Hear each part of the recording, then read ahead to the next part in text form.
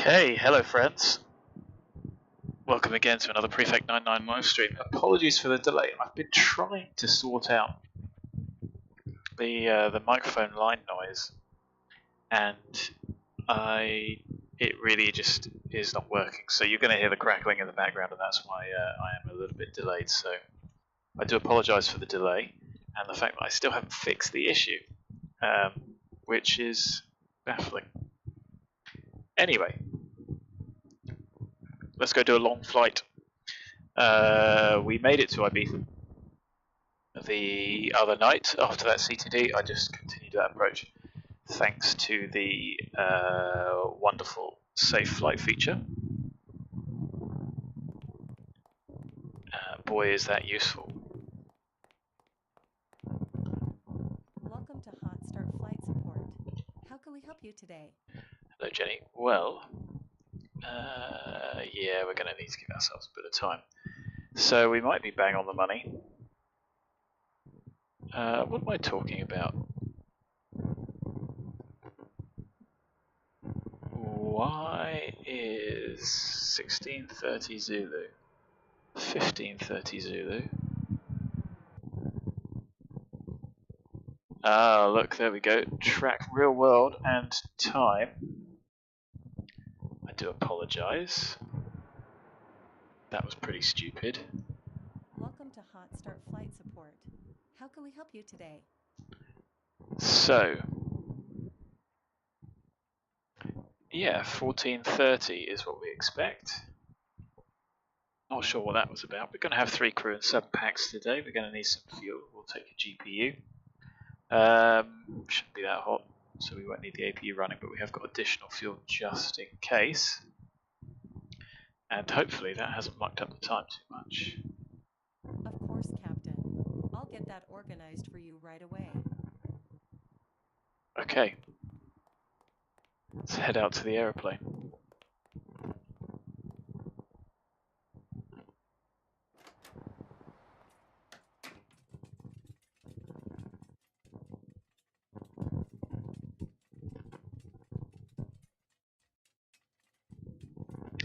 Here she is, parked up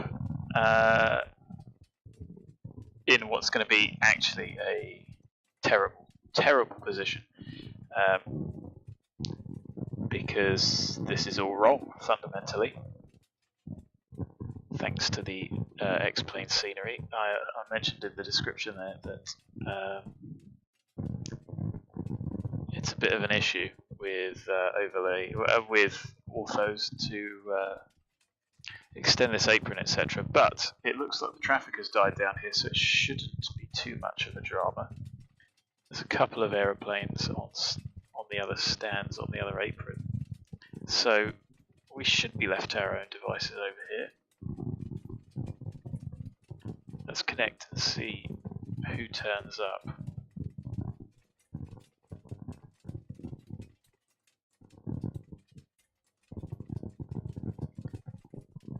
So everything's running on Volanta. Minimize that. And there we go. There's a long bus over there and something else which matches what's on the VATSIM radar.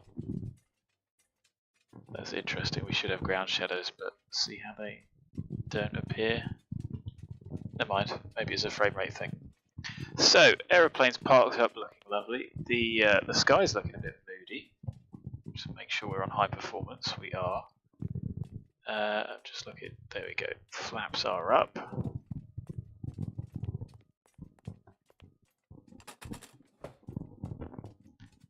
Is this the right livery? Yeah, it is, isn't it? It is the one I like. Flying Moose, hello. Anybody else watching? Please say hi. Somebody put a nice comment on. Sorry, I did read it and I gave it a thumbs up. Thanks for the support.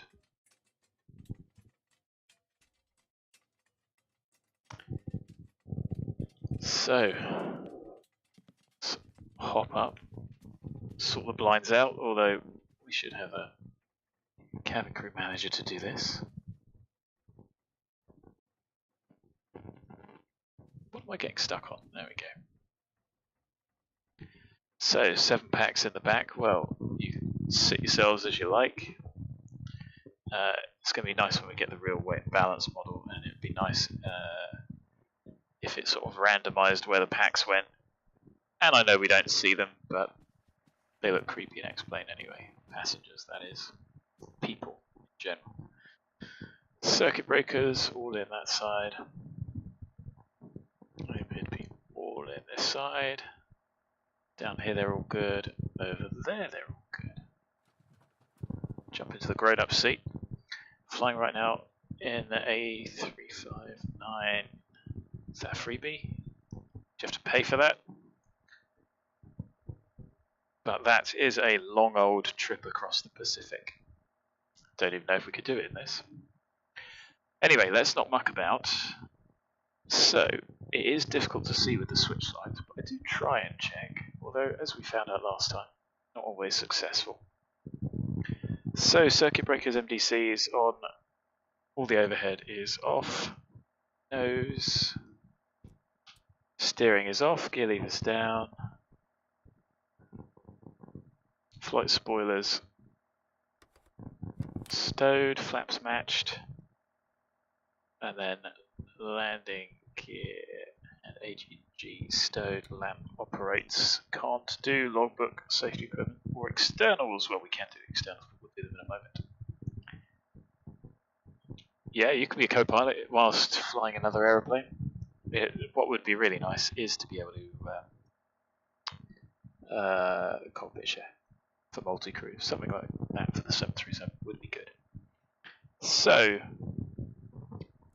battery master is on.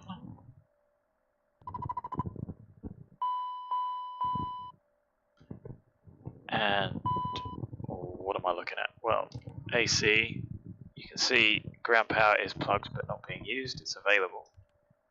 And you can see they're all discharging. Oh, sorry, no, those are all off. The battery bus is all on. 22 is the minimum, and we have 25 volts minimum. FireX monitor 1, 2, 3, 4 green, and for the APU 1 and 2. Okay, detection 2, 3 red, 3 green, 2, 3, 4, 5 overheat, and the oral. And then the fail. 1, 2, 3, 4, 5. Caution.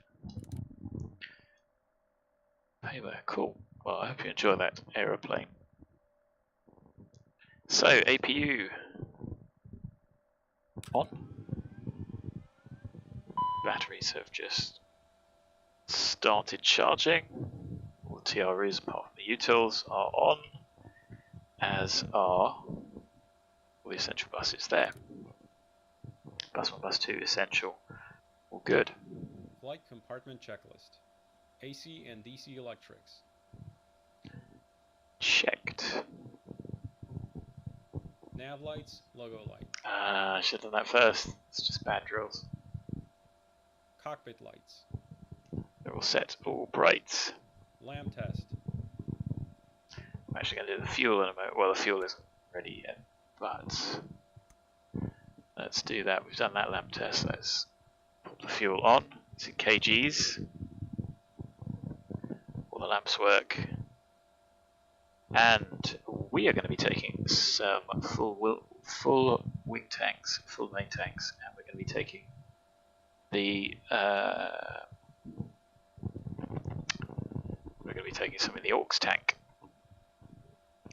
which you can see there. So we'll be opening them all up and seeing how we get on.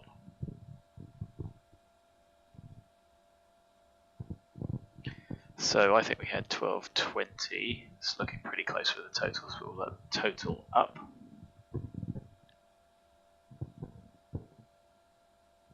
Duct monitor. 1, 2, 3, 4, 5. 4 switch lights. 1 oral.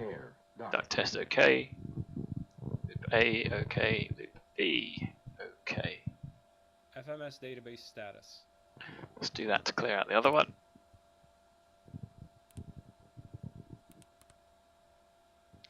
And it is the 10th of April, correct?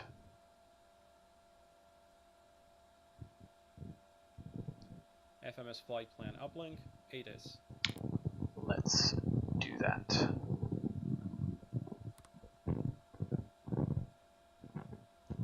Not like that.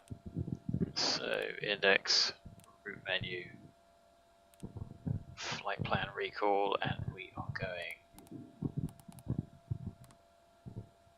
to Lima Papa Mike Alpha.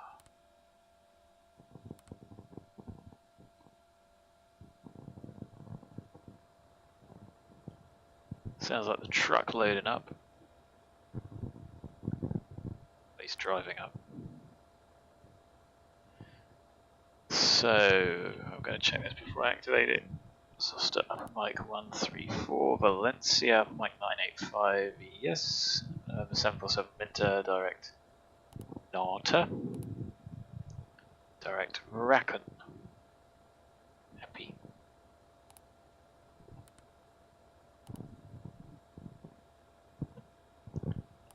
And we will get the weather.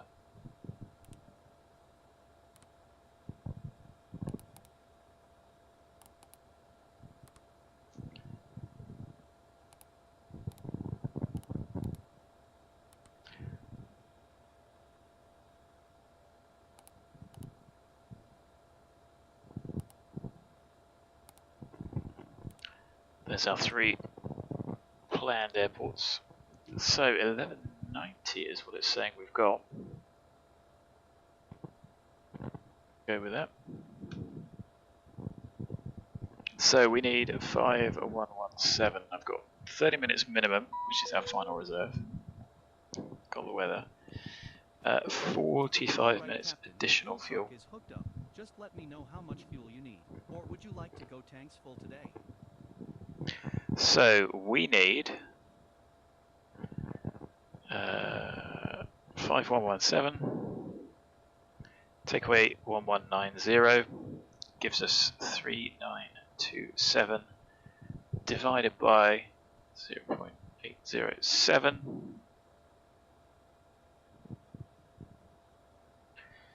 gives us 4866 litres.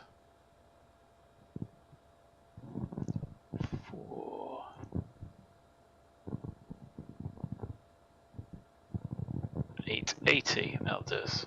Alright, I'm gonna go start up the pump.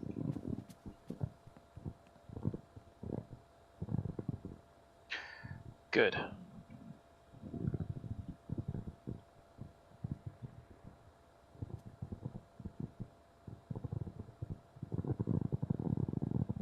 So those will open automatically, those will.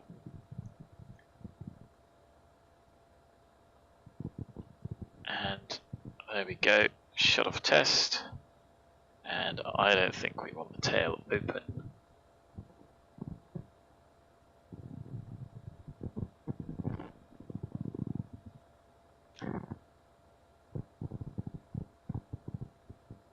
Oh, maybe we do. I guess I'll shut up. I think it drains down anyway. The fuel system is a little complex.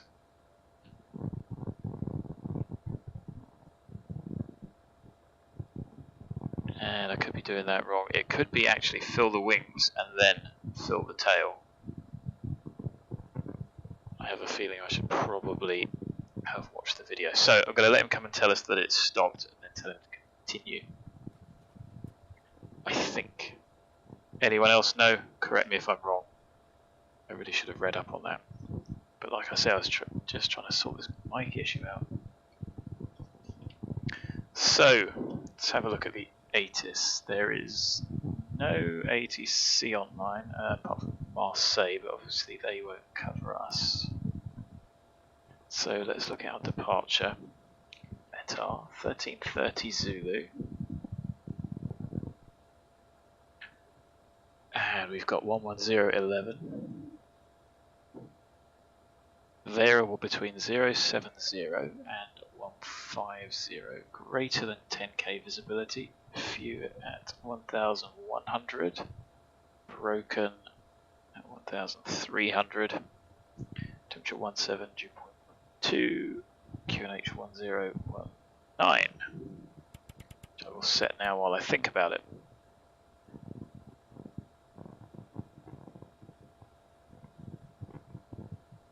There we go, which gives a sensible elevation. So, flight plans loaded, ATIS is done. Anti-skid. Tested. Nose door. Clear left. Clear right path. The fuel belt will tend to stay clear. Hydraulic 3A pump. So, temps pressures sensible. 3A comes on. Brake pressure. Just waiting for 3000 PSI. You guys can't see that, can you? There it is, down there. Parking brake. Set, green light. Nose door. This is the point at which we will do our wander around. Because it just makes sense. Certainly makes sense for us, single crewed. So, brake set, we'll leave the nose chock in.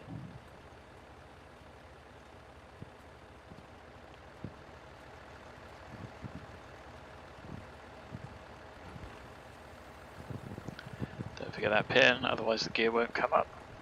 Assuming you put it in the first place.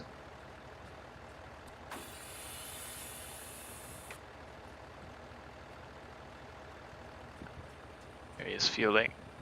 Take out that one. APU's not running. Even with reflections on low, that's not bad, is it? Is it accurate? Probably not. Don't know how it maps the reflections.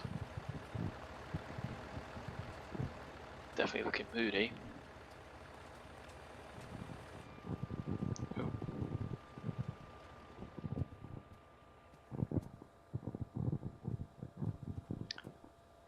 Okay, so nose door is closed. Oh, thanks very much. We'll enjoy your flight, Bose. Hydraulic panel and pumps. So, checked quantities. Yes, we can. On, switch. They will go white. 1A, 2A obviously off because the engines are offline. 3000 PSI on all.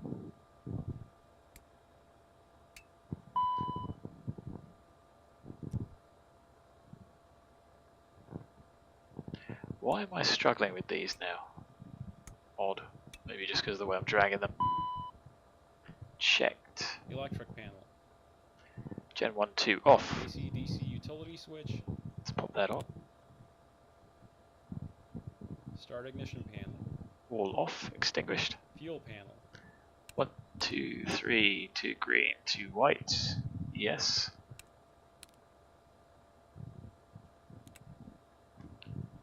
Greens stay on. White's on. 1, 2. That one comes on. That one goes out. 1, 2. They all go out. And there they go. Inops on. APU LCV. Not yet. 10-stage isolation valve. All that. Packs. All those. It is 21 degrees in the cabin, which is very acceptable. Don't you think? Air conditioning panel. So normal ram air out, extinguished, guarded, temperature set. Pressurization panel. ICAS is 0. Airport elevation is about sea level and it's minus 100, which with the high pressure sounds about sensible. Man out centered, man race all the way down, press comp. Manual illuminated, manual on ICAS, out full light comes on, emergency depress, out extinguished, guarded, that goes off. Our arrival, don't think it says on here. One thing with the Ryanair flight plan that it does say.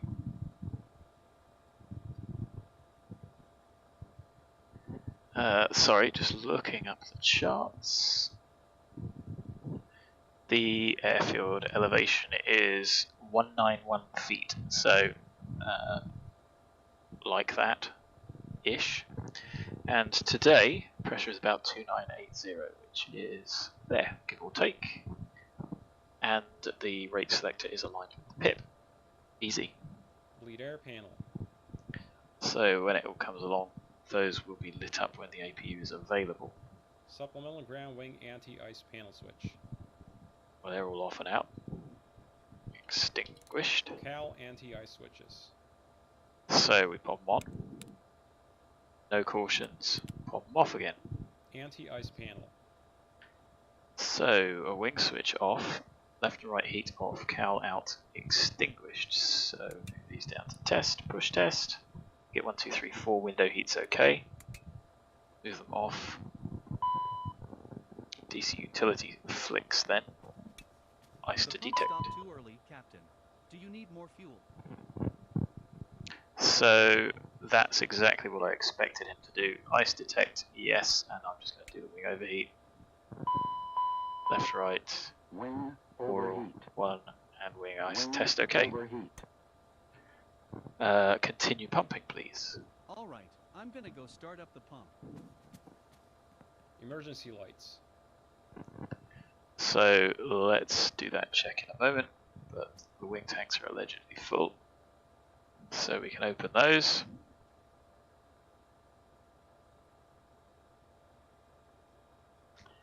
So that's electrically actuated for the tail, and I think they both have to be on, because if I do that, they both drop off.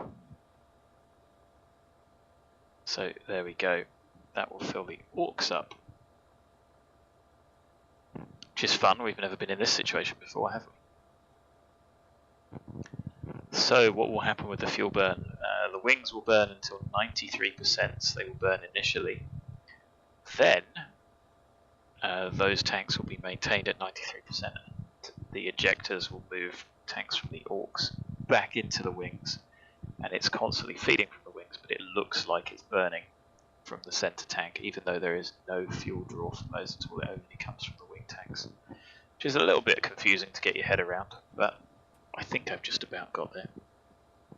So emergency lights off, on, go check them, and it says tail relief solenoid valve open, which is true. Go normal, and no lights. Passenger signs. Leave them off. We're fueling. ELT. Armed. Glare shield panel. Anything to do here so far? No. Crew and passenger oxygen. We have 1880. DCU warning panel. Out extinguished guard I did. CVR.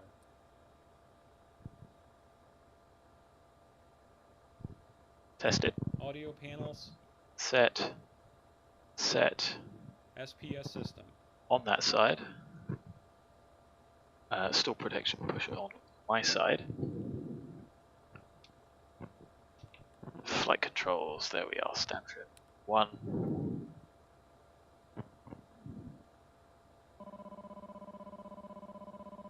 So you want to check to make sure that sounds. Stamp trim warning.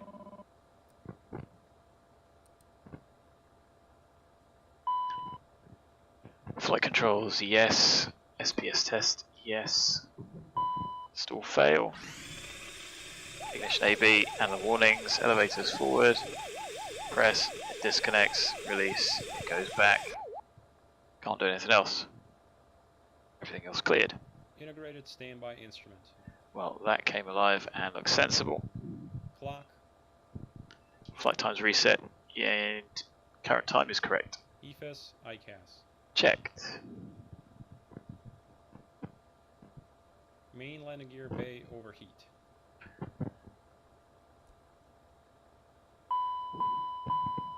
Gear bay overheat. Gear bay overheat. Gear bay Refueling is complete, overheat. Captain. Do you need anything else? So 5117, hopefully, I'm not going to tell him to discontinue, I'm not going to, we're only on 5010. So,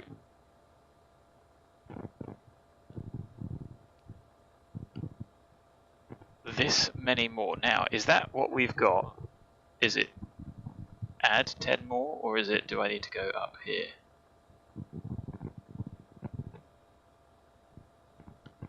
Because I think we need about another 80 litres. Alright, I'm gonna go start up the pump.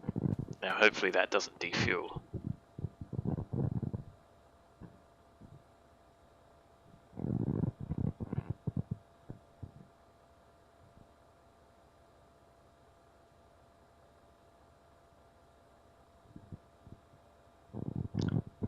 And I am thinking that the tail should drain down, but I could be wrong.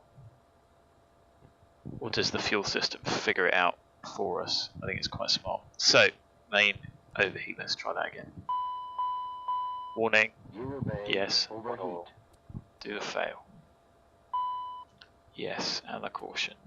TOS warning switches. They are all out, guarded, extinguished. Test. And as always, if you are watching, please say hi. Pull up. Wind shear. Wind shear. Wind shear. Terrain. Terrain. Pull up. That's good. That works and puts the radar on, so let's turn that off. Pitch and roll disconnects. In and stowed.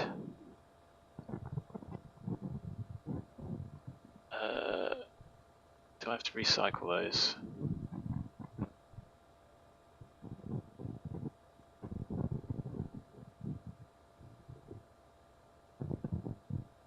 My bad. I do want that little bit of fuel. 5117 is what we need.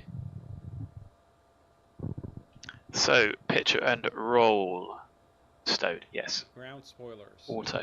Thrust reversers. Armed. Thrust levers. Number 1, full free, correct. Cut off. Number 2, full free, correct. Cut off. Engine speed switches. They are here and they are both on. Engine vibration check. Goes up to 3.5, VIB, and stops. Oral warning.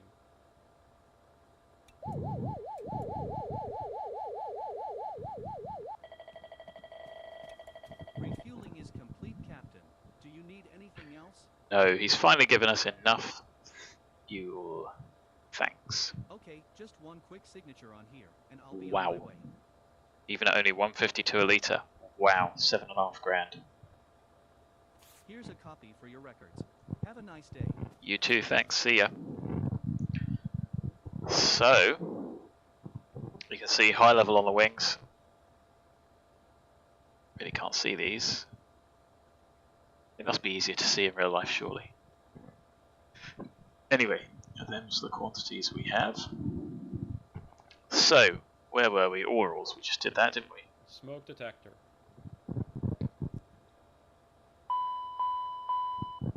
Smoke. Toilet, baggage, smoke warning.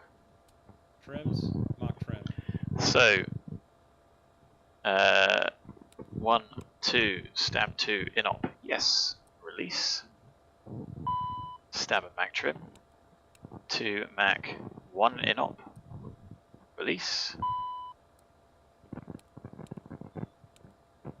Those in, no stab trim, push Mac. Mac trim goes away. Set pitch for takeoff.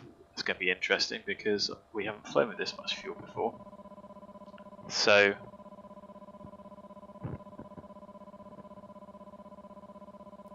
let's try about there. Just see how we get on. Yacht ampers. 1, 2, on, no caution. Reversionary inhibit switches. All set normal. And the CDU's out. Extinguished. IRS. You check that here. MFD, display, IRS status. Nav, all looks sensible. And 3855222. Fair enough. We are a little bit further away than that. And east 001. Yes, 2223. Yeah, close enough. CPDLC. Nobody online to do that with. TCAS. Nope. We want to do that, that, and test. For climb, for departure, I suppose we can do that. And we'll pop the traffic on. I turned it off because System test okay. it was a bit of a disaster with the load. It kept a bit of the traffic that we had from before. So TCAS tested. ATIS and clearance. We have ATIS. We have nobody to give us clearance because Madrid is online. But they don't cover us. Which is fine. FMS flight plan, wind update, perf. So let's do the flight plan. There's our alternate word. GCXO, duh.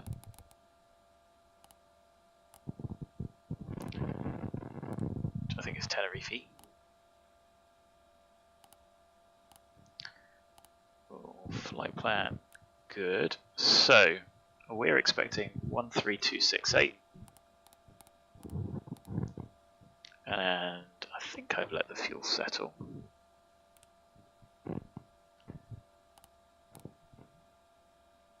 So we think we've got 5140, so we did need some extra.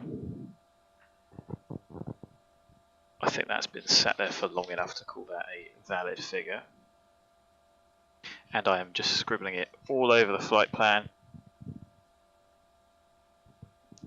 Drop down to 5130 there, but I'm sure that'll pop back up. Just a bit of noise in the sensors. People, I think I've seen people complaining that it's a bit delayed on the forums, but it is delayed in reality. Maybe it may not be that bad in reality. That's what I'm seeing. So 13270. Our cruise out is initially 350, and then we will step climb as we get lighter. And our alternate is 390. That side, this side, it's probably flitting between the two.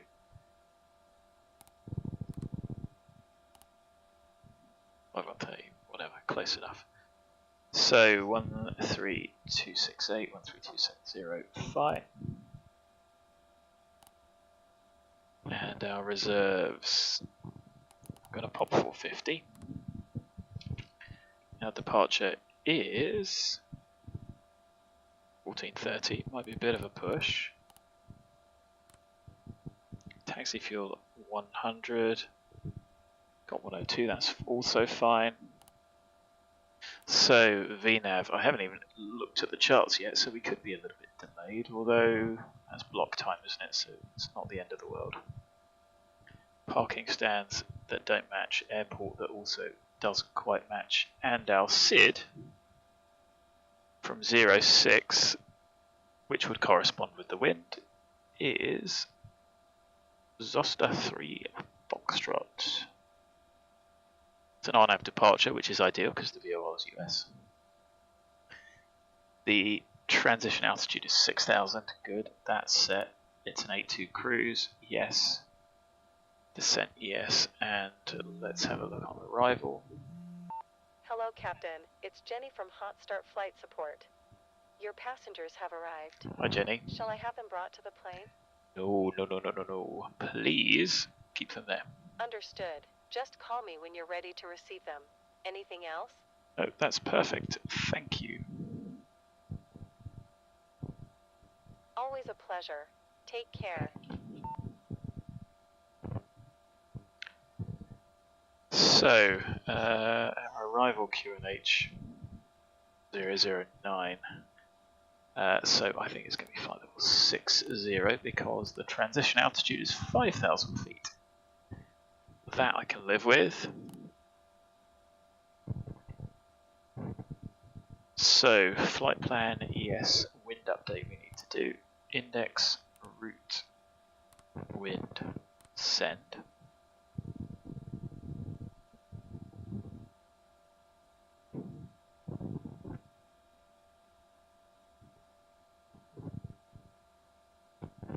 Shouldn't take too long, hence why I'm not moving on to anything else.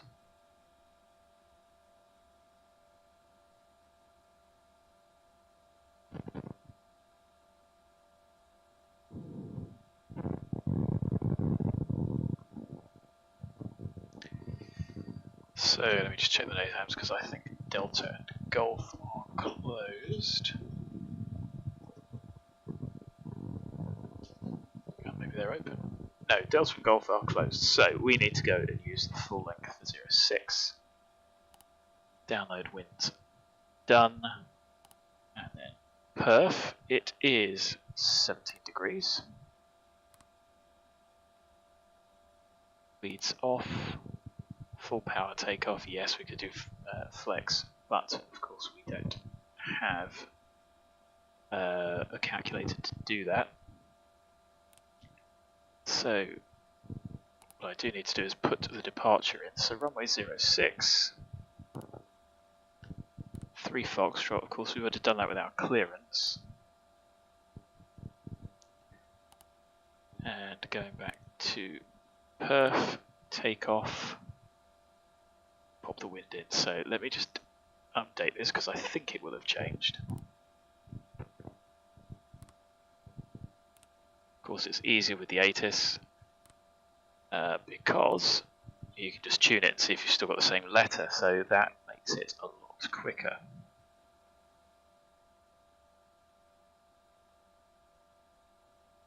Someone taxiing out, someone coming in. And we haven't heard anything because, let's switch com.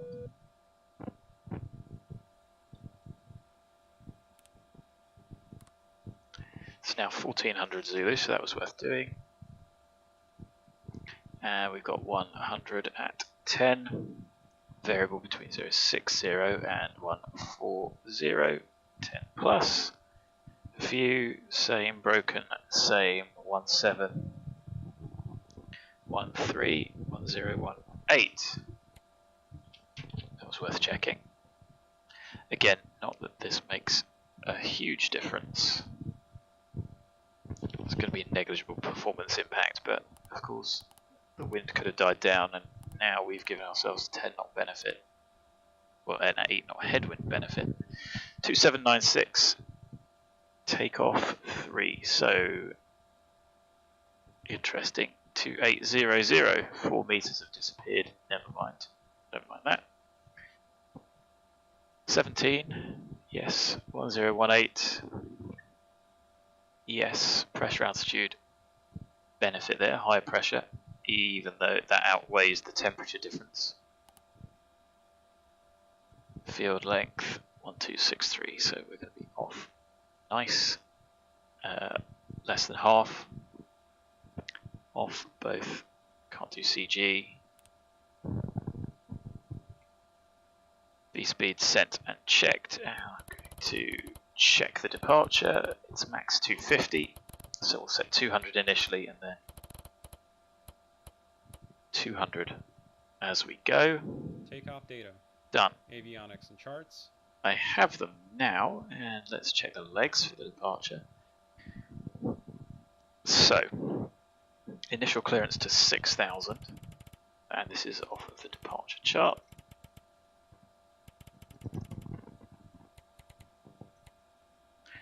$6,000, yes.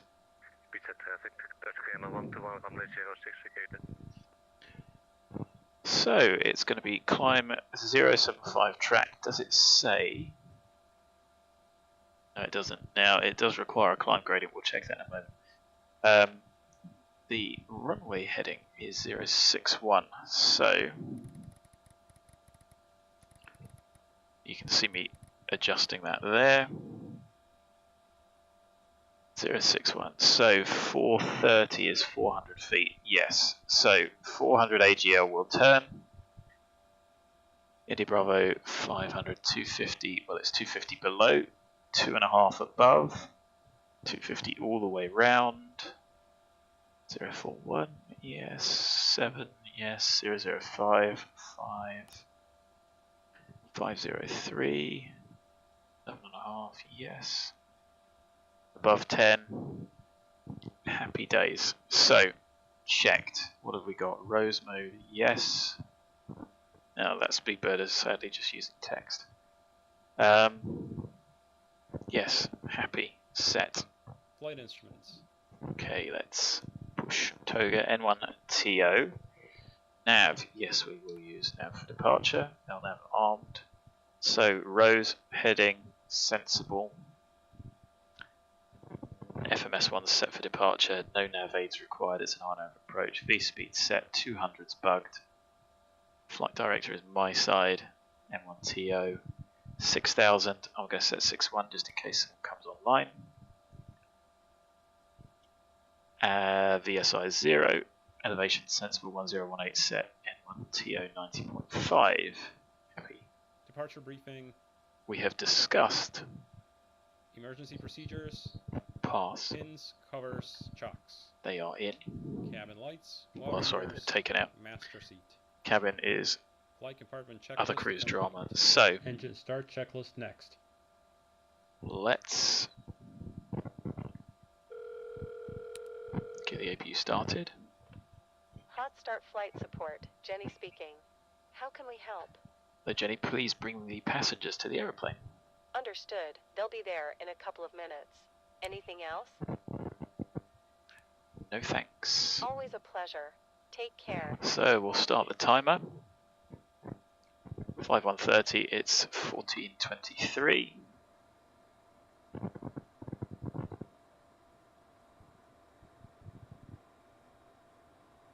I know these are not times that are concerned with performance or anything, but if there is a limit on how long you can use the APU, etc., it's handy to have it written down.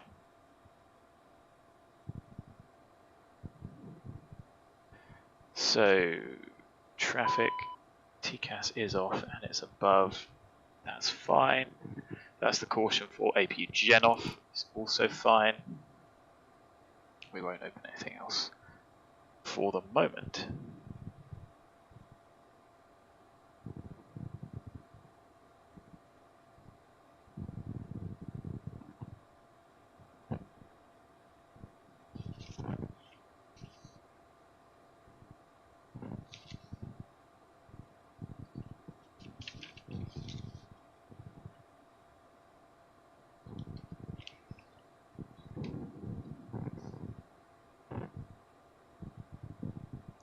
So, like I said, nav aids, no, the VOR I think is US. Oh no. No. Departure airport.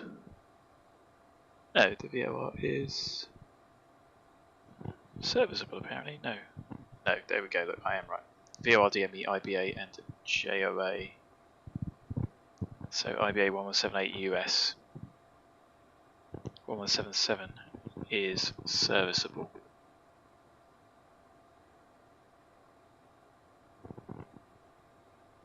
So that's almost 2 minutes. Well, there is 2 minutes. So power on. Disconnect. And LCV on. 10th stage, open, packs, on.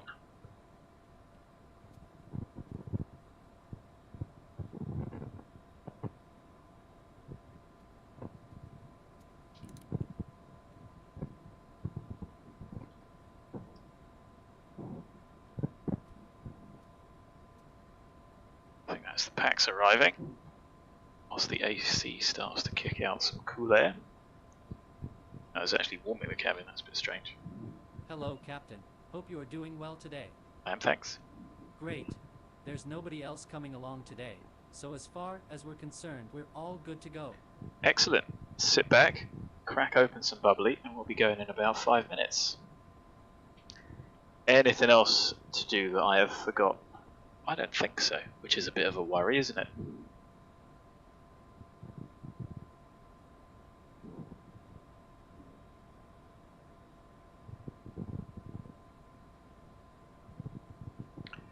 So we'll taxi out. We'll go left out this way and along the taxiway. Let's have a look at the map.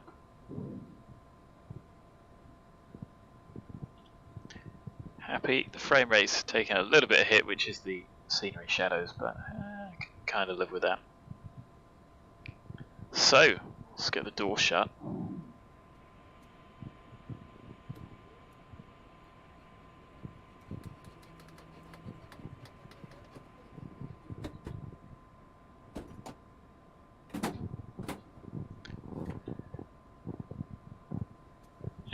And grab our seats. Engine start checklist. Doors. Closed. Parking brake and pressure. Checked, set, Checked and chopped. set. Fuel quantity and balance.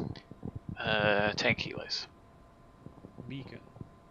So we would need to call up for start. We'll assume that we have done that, and we would therefore pop our transponder on, but there is no one to speak to. So simply tell the ground crew that we're ready. On. Fuel boost pumps. On. Ignition. We'll use Armed. Bravo. Engine 2 start. Let's use that. Let's use A. I think we used B before, didn't we? So start engine number 2. Thumbs up to start. It is 14:29 and we've got 5120. Start engine number 2.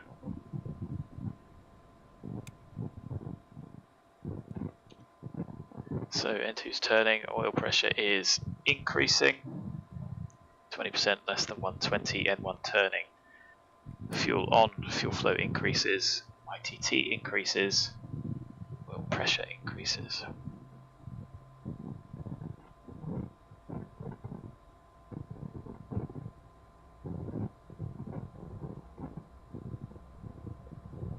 Fuel system.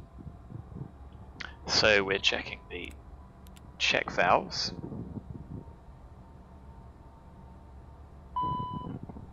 Left and right pump. And then number 2 is running, so we're looking for left low pressure, which we have, so we can pop those back in. Engine 1 start. Check with the ground crew, clear to start 1. A firm, starts engine number 1. N2's turning, oil pressure is increasing, 20% N2, check. N1 is turning, ITT's less than 120, fuel on, fuel flow increases, ITT increasing, oil pressure is increasing.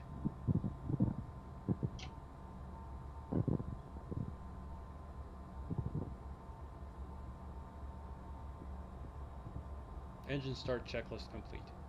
After start checklist, next. We're looking for 2, 4, 6, 2 on both engines, which we have.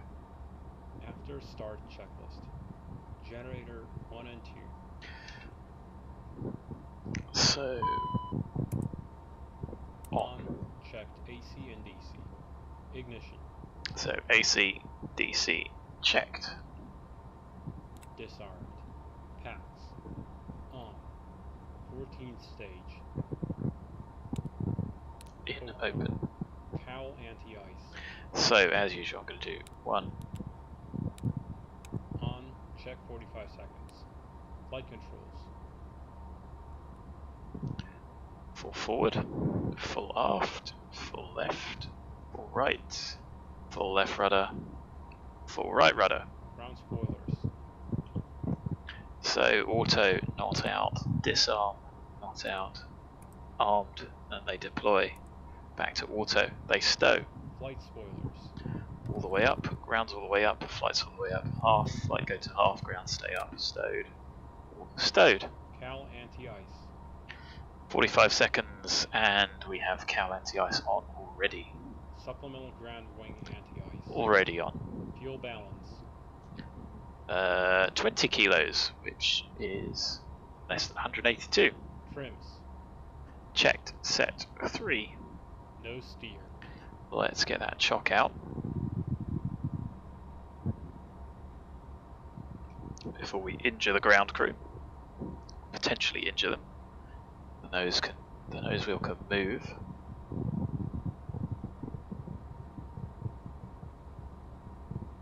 Chocks out. Armed. APR. So APR 1 test. APR 1 test OK. Test 2 APR 2 test OK. ADG unit. That's dummy. Light goes out. Supplemental ground wing anti-ice. So not quite at 2 minutes, just wait for that light to come on.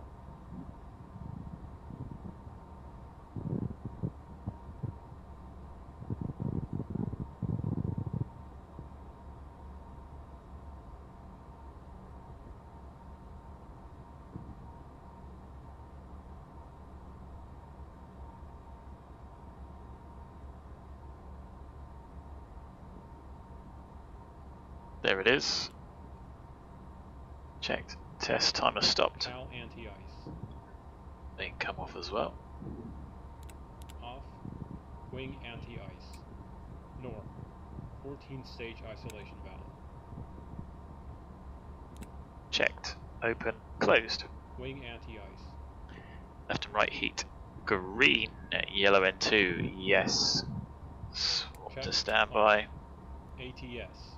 N1 TO. ATC TCAS.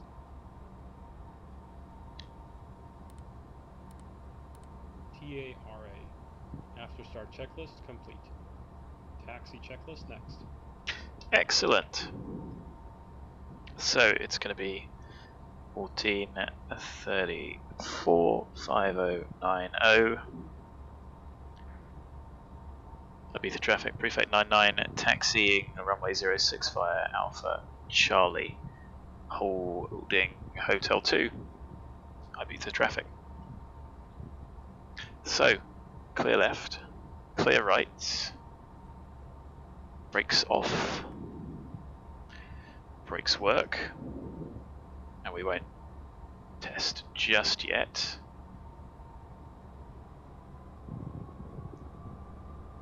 But we can steer. So full right is definitely available, full left's available. I'll keep the wingtip clear of that parked fake aeroplane.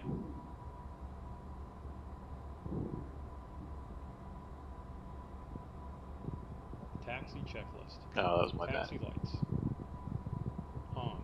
Wing and cowl anti-ice. Not required. Brakes and steering. We've just checked. Reverse thrust. We'll check once we get onto taxiway Alpha. Avoiding these wonderful vehicles.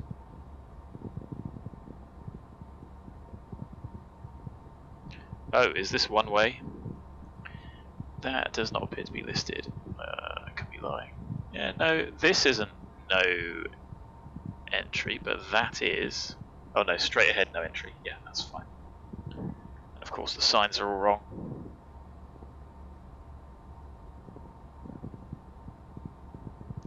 We should probably put the seatbelt signs on, shouldn't we, before we go?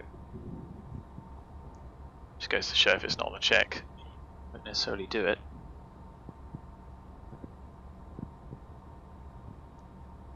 So, left reverser, right. If taxiing the de-ice, pause checklist here until a paper de-ice checklist is Well, we are not. Flaps. 20. Altimeters. Set and cross-check. Radar weather. On. Takeoff briefing. We have discussed. It's going to be my takeoff, left seat. It's a straight ahead departure to 400 and then track 075. V1 is 121, rotates 128, V2 is 136, which we will maintain until 400 feet. Is it -5 for VFTO? Can accelerate to and clean up the flaps. I can't remember if it's -5 or +5, so 158 if it's -5. We're heading out over the sea, so as long as we maintain a track of 075, we will miss any terrain. That was the other thing I was going to check, wasn't it? The climb gradients, just to see. Perf menu. Take off. Climb gradient 7.6. So we need 5.5 till IB 500. So we have that, and it's in percent. Thankfully, no conversion needed. Setting those defaults.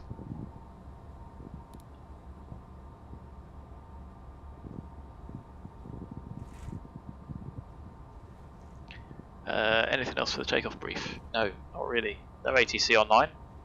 Taxi checklist complete. Before takeoff checklist. So we've already got takeoff config OK. It's quite a long taxi down to the end. Apparently you can use the reversers. So which way is the wind coming from?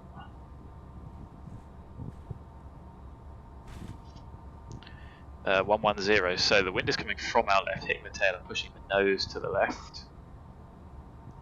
So let's, now I don't know if you saw that, pop the reverser and you see the airplane starts then to turn. So I'm just doing like a little S turn without, I'm not touching the rudder here. The airplane's doing this little wiggle all by itself. Okay, that's me that time, but it will come back round. And the windsock is correct. I tell you what, why don't we actually go to Hotel 1?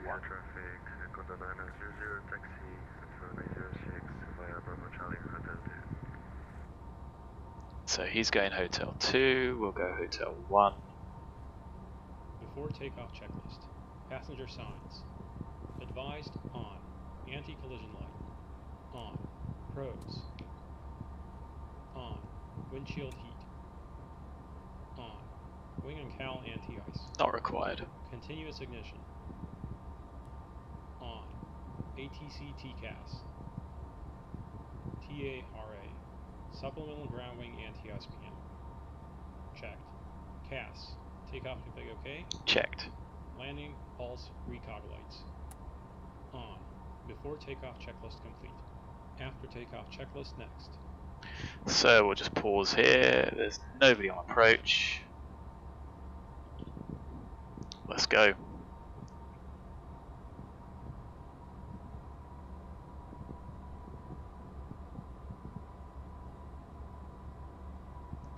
Ibiza traffic, prefect 99, lining up, taking off runway 06. Forget what departure is, XOSTA 3 Foxtrot.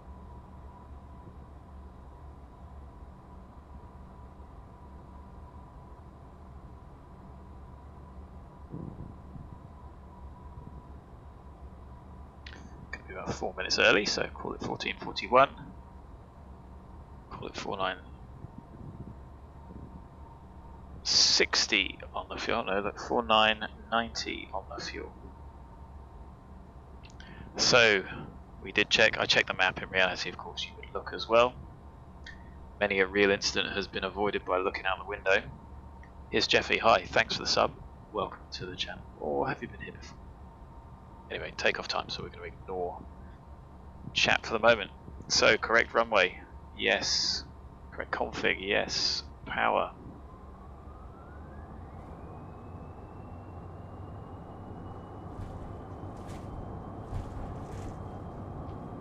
ASI's reading. Keeping the airplane straight. 80 knots.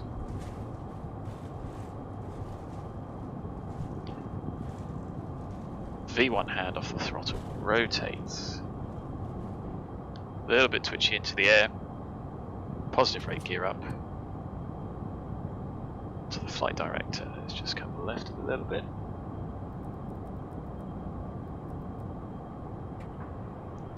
That turn was commanded a little bit early, but there it is. Track 075.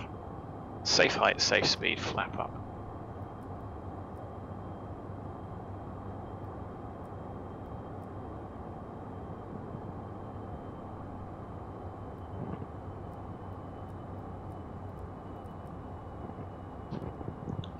Pilot on. After takeoff checklist. Landing gear. Up. Flaps. 0. Thrust reversers. Off. Ignition. Off. Pressurization. Checked. Pax transition.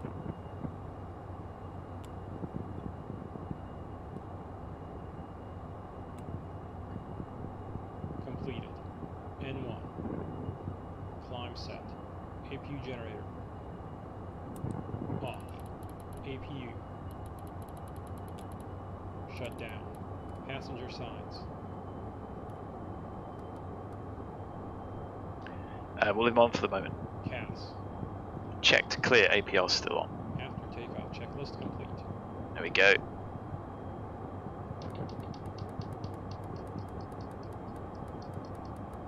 And we'll give a max rate climb because we can.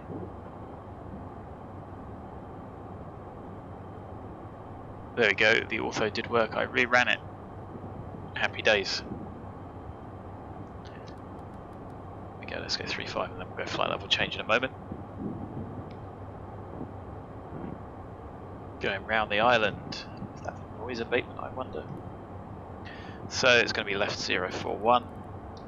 Let's go flight level change 250, yes. LNAV. Off we go.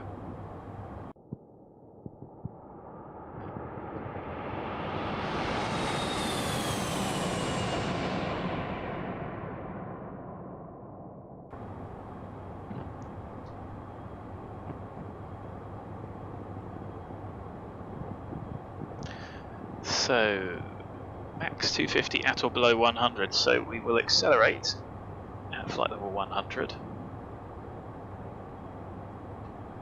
Stonking rate of climb. Of course, just warn the packs in the back that it's going to be a steep old departure.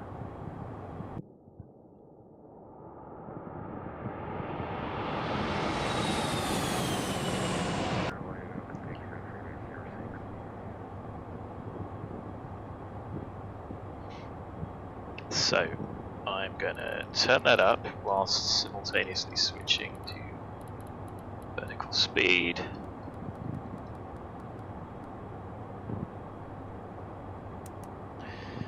So cabin out's 900, climbing at 5, diff's 4.4, I think the max is 9.2. Passing 100, we are climbing on standard anyway. Airplane is not accelerating spectacularly quickly, so let's take 2000. It's left 299.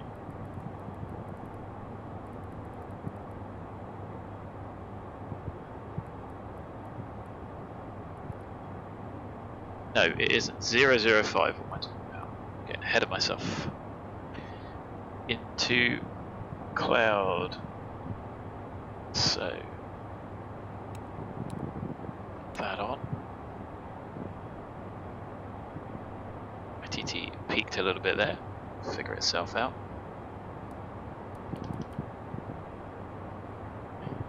Frame rate is a steady 30, which I like.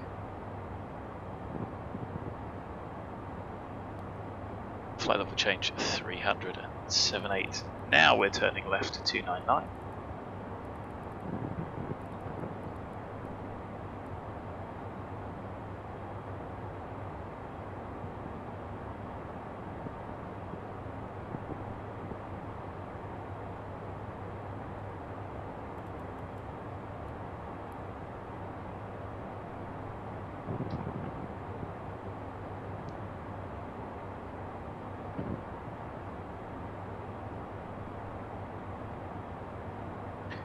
So I'll do a time check over XOSTA. We were off at 4.1.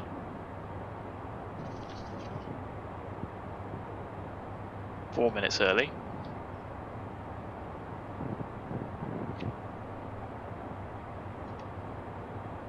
And we took off with 4990,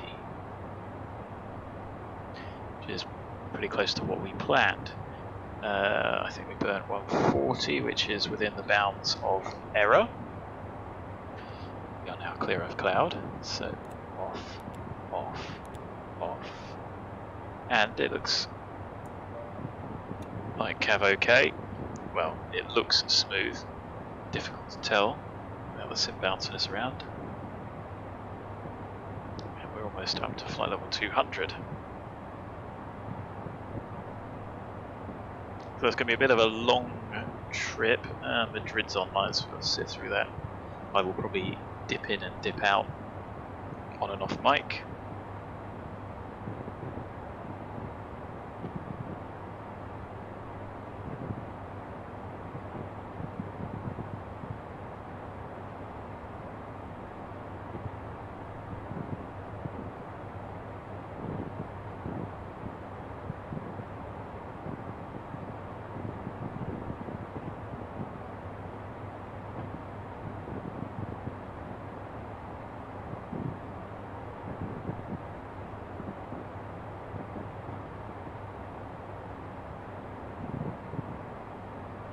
So passing 200.65, cabin's at 2.4, climbing steady 6.9, and we are turning left to 263.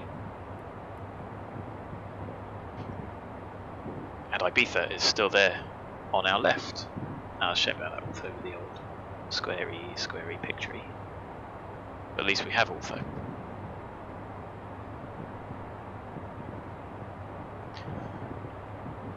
We should be out climbing most other traffic out there.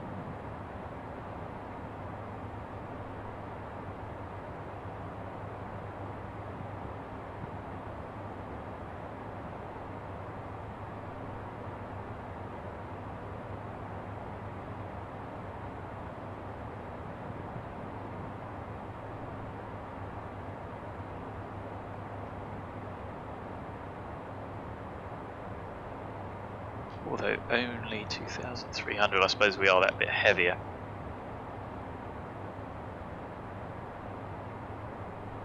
Just keeping an eye on that, because obviously we haven't flown this heavy before. So it does concern me a little. I just want to make sure we haven't picked up any icing. Which of course I can cheat and double check. And we haven't. I suppose 2,000 feet is still pretty reasonable. So we should have been overhead at 5.7, so if we get there at 5.3, that will be 4 minutes early. Nothing if not consistent.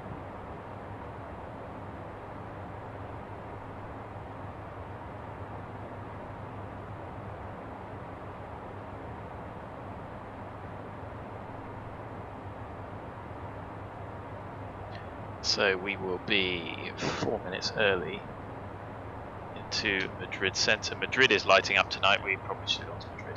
That would have been a nice short flight, wouldn't it? Never mind. I want to go to Madeira. So do our passengers. Well, that was interesting. So when I loaded up Volanta there, that showed the desktop, which was weird. Apologies.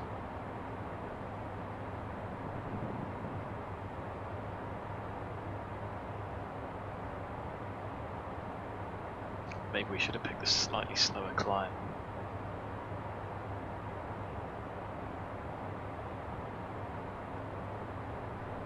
The aeroplane's bouncing around, so methinks that's a bit of turbulence. Let's pop that on. Pop those on. I don't have head shake on anymore, so it's difficult to tell apart from just seeing the flight director moving about all the time. Or is it the wind? No. It isn't turbulence, so it is X-plane's wind there that it changed by a knot. Maybe it is. X-plane obviously has that annoying habit too. Got a bit of a headwind all the way there, even though we are going to be making quicker than scheduled, which I thought was strange. So I think we've got a 50 knot headwind on average all the way. I guess that's lighter than normal. So some benefit.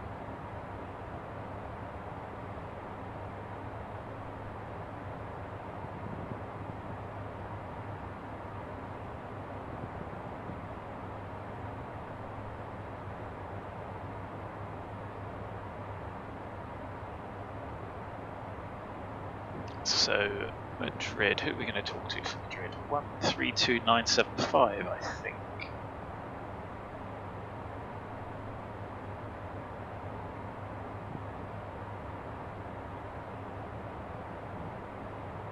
Here we are overhead XOSTA.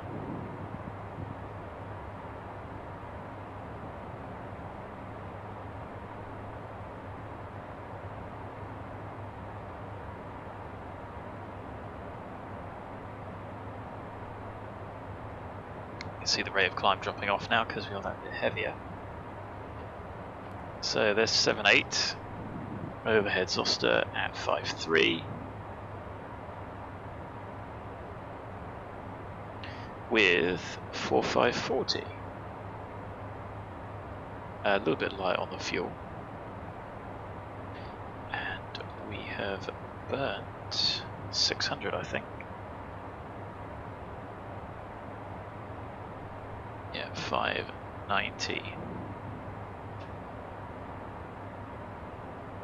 And now we're just en route. So we can get rid of the SID. We're going to zip through the Madrid FIR. It's a Eurocontrol validated route. It's going to take us back over Faro. And then it sort of follows Airways, but it's direct, which is a little bit strange.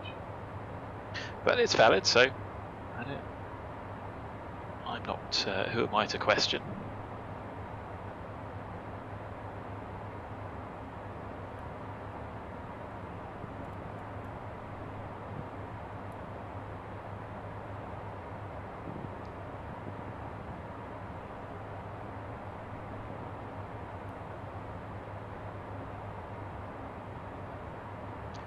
So Madrid FIR 15:11, we got a little bit of time, of course we're going to be 4 minutes earlier than that.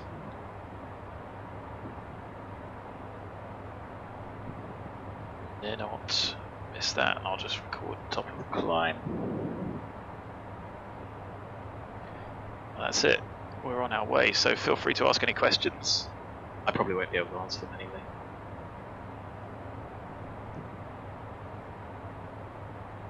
2 hours 18, the long haul trip. Alright, if you're in the back, enjoying the snacks and the drinks. What time is it? 3 o'clock. I suppose you could have a late lunch or a tea.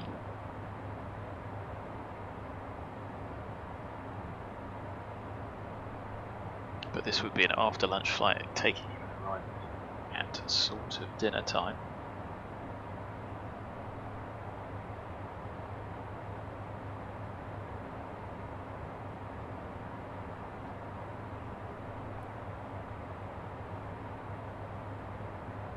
Apart from that, not really a lot to say. We'll have a look at the arrivals and stuff. We've got ages. And admittedly, I'm going to have to sit here and speak to España. Can you see the fuel? Ah, no, you can't. So, there you go. There's the fuel being burnt. And you see that we've got 1990 in each tank. And the centre is decreasing. So it looks like we're burning fuel from the aux tank. Well, any of the centre tanks. But what's actually happening, like I said earlier, is the wing tank's drained down to 93%. And then once that happens, the centre ejector pumps, which are a pump that it doesn't have any moving parts.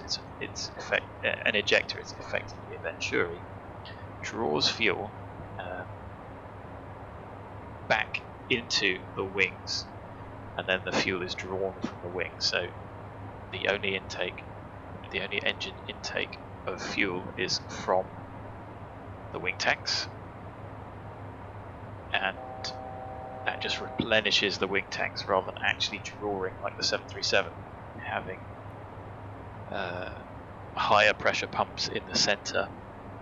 I guess it's just less moving parts. I don't know what the design reason for that was, but it's certainly an interesting design, and it's taken me a bit of time to get my head around, but we are burning from the centre tank, so that's what it looks like, even though that's not what's happening. And we are approaching top of climb, so this time I won't forget to pop us into cruise when we capture, which should happen now. There it is. 1, 2, 3, 4.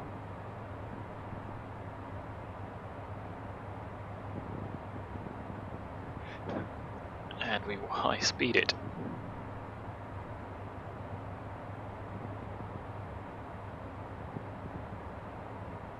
Half bank, and the cabin's nice and steady. The delta P's at 8.7. I don't know if that'll go all the way up to max. I guess we'll see. Probably will. Only at 5.1 at the moment. Oh no, there it is, levelling off. So top of climb, we'll call it 5.8, which is 2 minutes early, and we've got 4400. So I think we have burnt 730. Correct. Which is more than I expected, but I guess we'll make it up as we go along. Nav-wise, we are going to Valencia 1161. So, oh no, 1161 is already tuned. Anything else? Nav to 1152.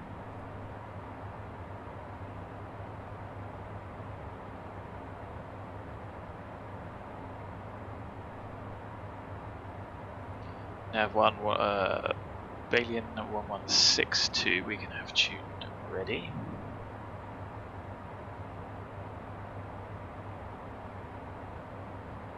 Then Seville 1137.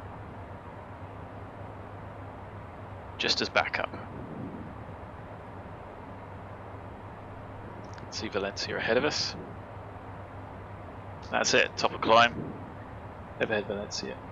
And we get to Madrid FIR 1511, which is at Astro. Oh dear. Right, I'm going to be off comms for a little bit, and then we'll speak to Madrid.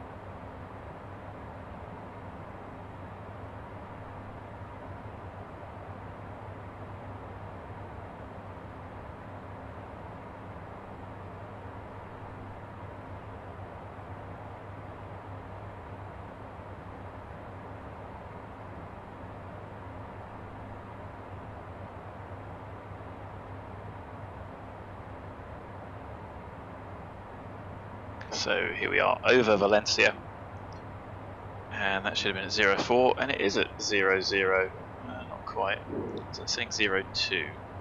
Something is slightly off with those times.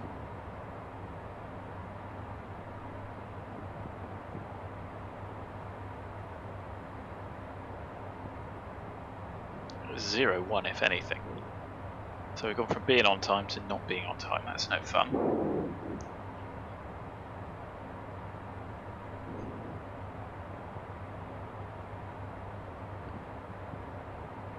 So feel free to just say something in chat, otherwise it's a pretty boring flight for us.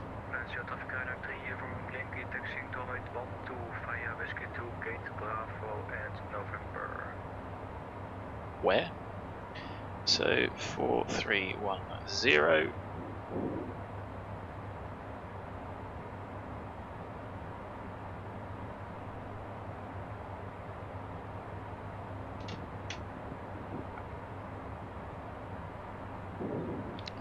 So Sarah, we're not going to worry about. These are all a bit close together. Of course, they are on upper mic 134, the airway that we joined at. Oh no, arguably at XOSTA. So this airway follows us.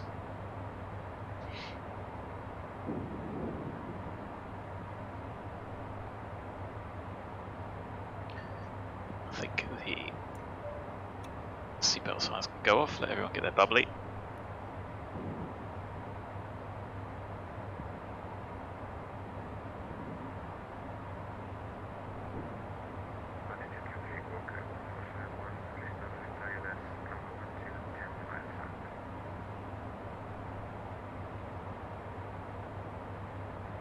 Why are we off track? Interesting, isn't it?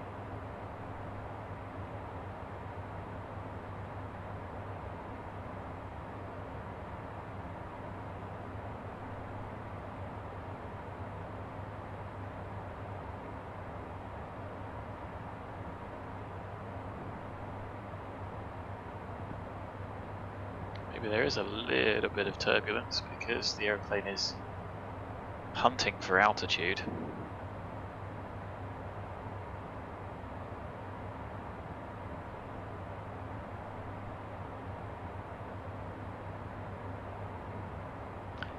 So Sarah 07 still 2-3 minutes, well 3/4 minutes early. Then there's the FIR boundary for Madrid at Astro. So 13297 tuned.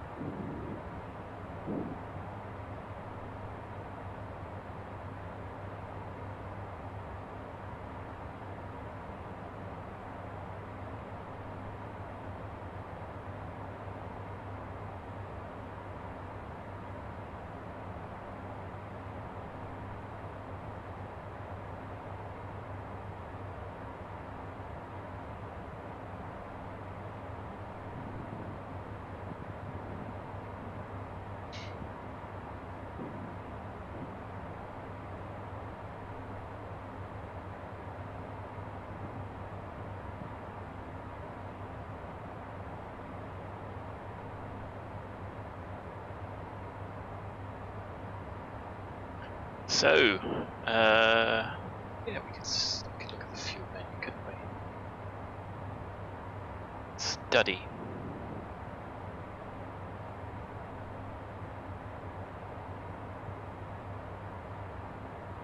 Fuel system. There we go.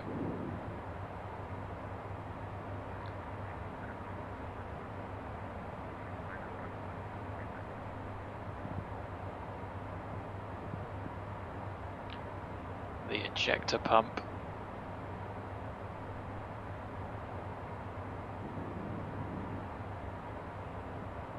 So in the center aux tank at the lowest point, that's what feeds the engines, and that is considered part of the wing tank, so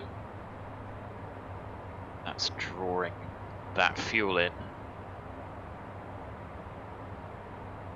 and it's just amazing. You can see the engine pumps running, you can fail all of those, you can pull the circuit breakers.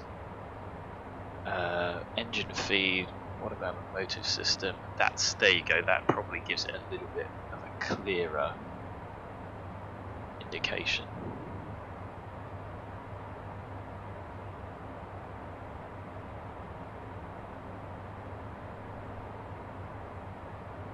It's just incredible.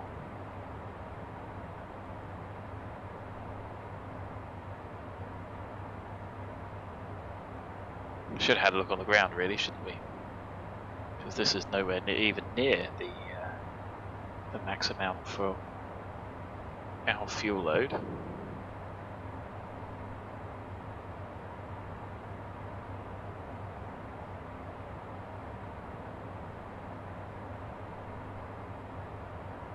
And that's all going on in the background. It's not just saying, oh, when you're at this level, burn this much from this tank and display it. It's doing all of this. It's simulating those lines, everything. So we're overhead Astro, actually at 07. So back on schedule, really, 4 minutes early.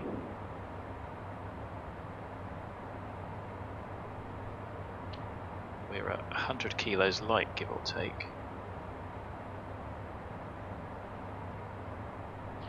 So 930 when we should have burnt about 800.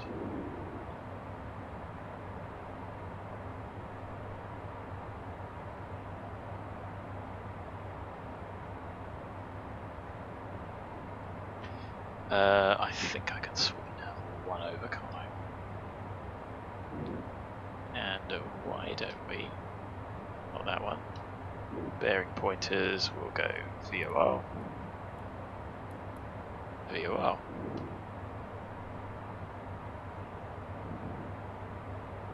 We didn't want Valencia, did we? We wanted to switch over to Seville, which 1137. Or am I being incredibly dense? Okay, I've got that set up the wrong way around. No matter. Like I say, it's only backup, doesn't really matter. And guess Madrid don't want to talk to us. Haven't had a ping.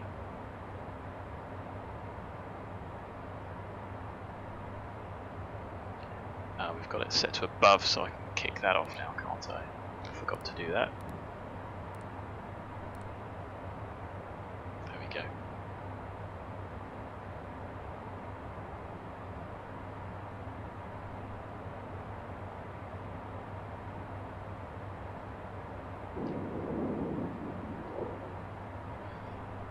Sit back and enjoy the ride.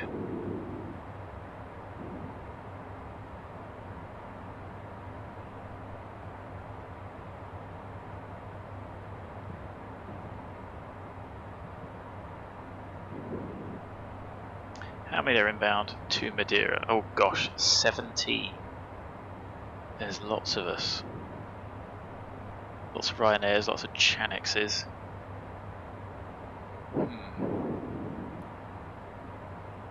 We might make slightly better time if that headwind is less than expected. So,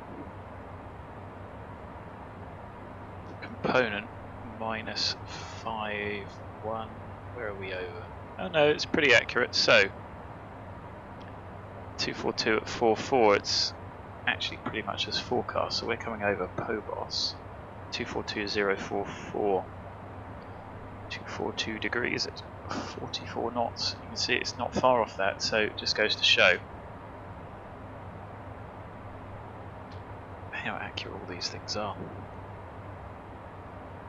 So what do we want to do? We can do the cut.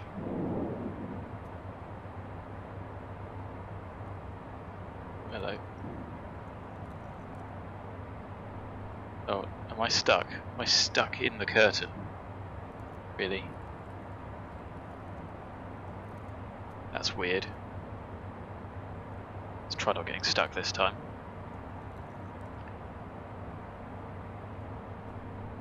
There you go, you could have a nice dinner, sit and watch the world go by, see our route on the screen, which is nice. Local time at destination 4:10, 6:14 PM. Right at dinner time, we've been in the air for 30 minutes, and that scenery looks pretty good to me. Takes a bit of a frame rate hit at the back here. It's actually dipping. It's 31 and it dips down to 25, goes back up again. I think other people have experienced these dips, but that's what you would see.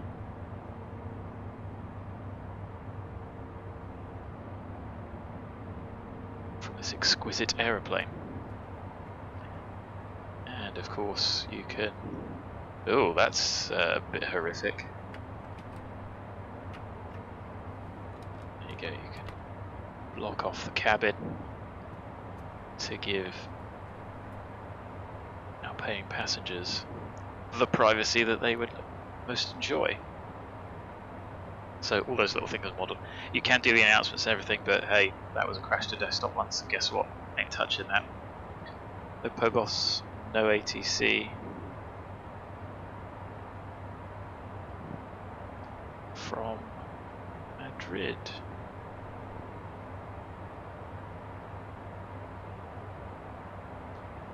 So there's Madrid, and then there's Madrid North, Madrid Control. XX. No drama.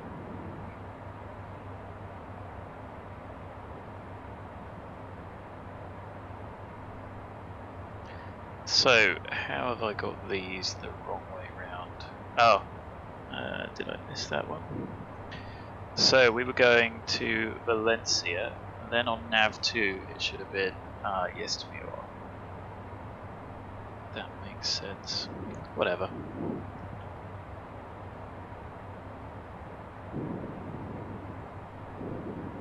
Any questions? Anything anyone wants to see? Anything that I can do that I don't think will break the aeroplane?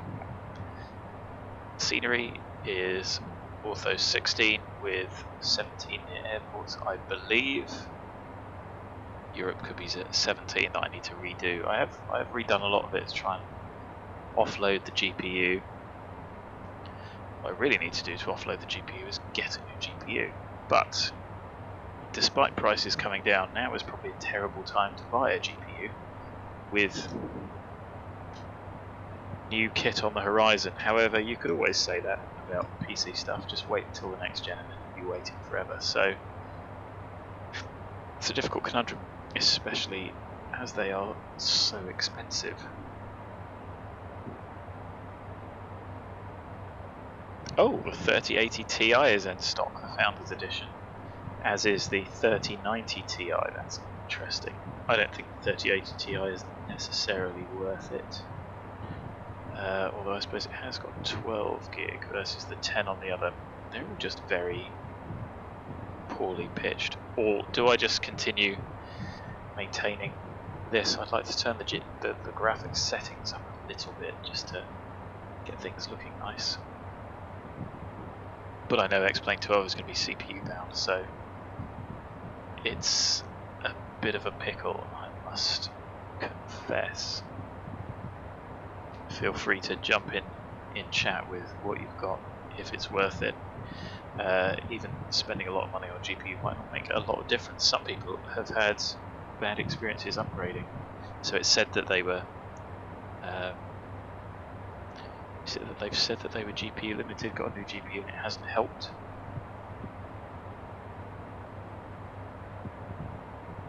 X-Plane is a bit fickle in that respect. Anyway, 800 miles, 2 hours, give or take.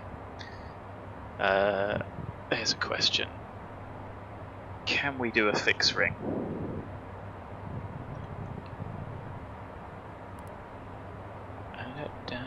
Yes we can. So,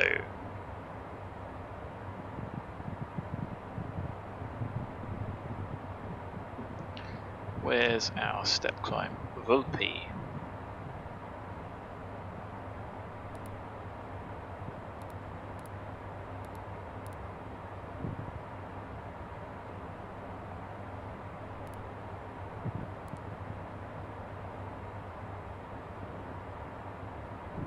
Oh, is it not that far? No, it isn't. Anyway, that's our step climb point. So it is possible.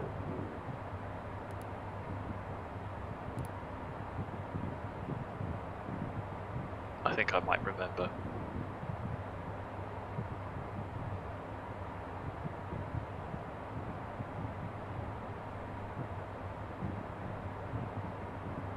Oh no, that's not fixed ring, that's fixed info, isn't it?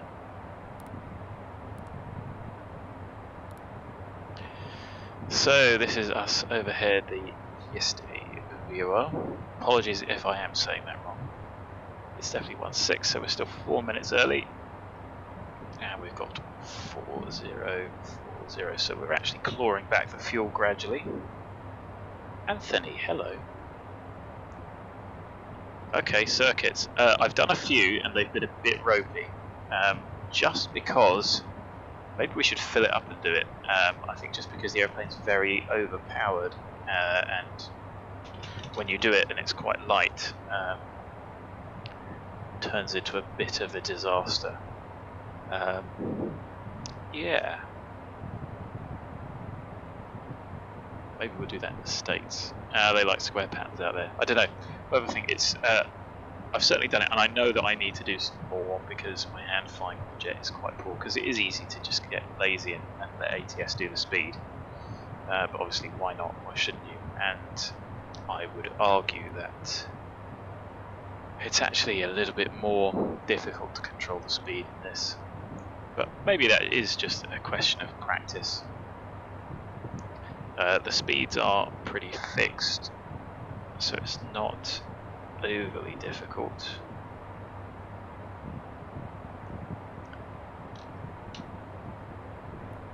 What I don't have is a quick trim to take off, so that's less than ideal, but I guess we'll get the hang of it.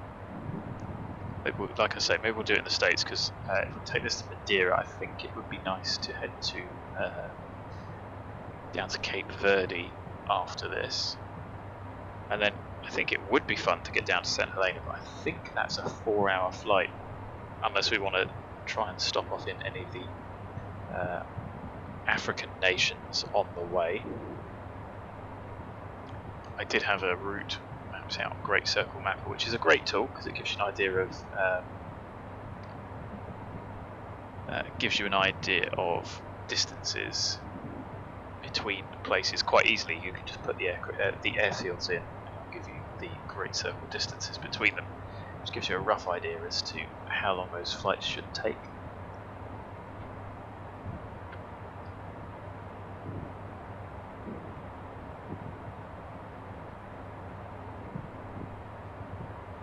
So let's go nav 1137,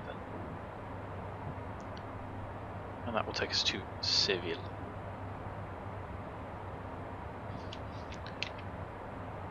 And then after that there's no nav aids. Happy.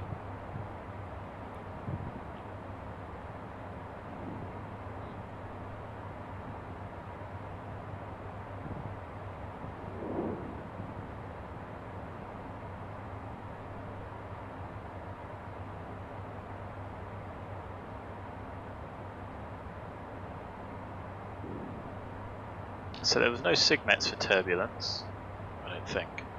Let's check on the flight plan. Into a bit of a jet stream, there was moderate, severe, valid, occasional in area 1, which we're not going to, so there shouldn't be any turbulence, but there is a to the northwest as we head down from Portugal. There's a jet stream heading northeast with 115 knots.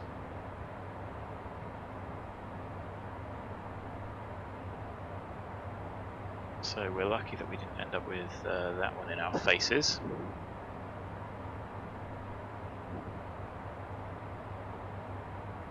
You can see we're pointing to Seville. We don't want Valencia, we want to switch that over. 437, and I think it does check the Morse, it doesn't just look it up. Pretty sure it waits for the Morse, which we could... where's nav 2? Oh, that's Seville as well. We don't want that, we want 1162.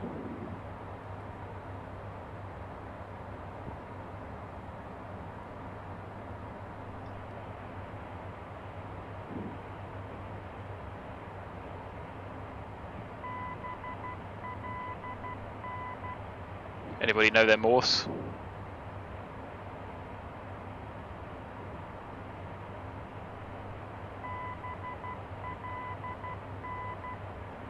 I'm really not that good, I'd have to look at it. And I don't think I've got my cheat sheet handy. So I don't know if X-Plane simulates that delay, or if it actually waits for it to transmit and then translates it. But select identify display if you're going to use a nav aid. Same as limitation operation indication.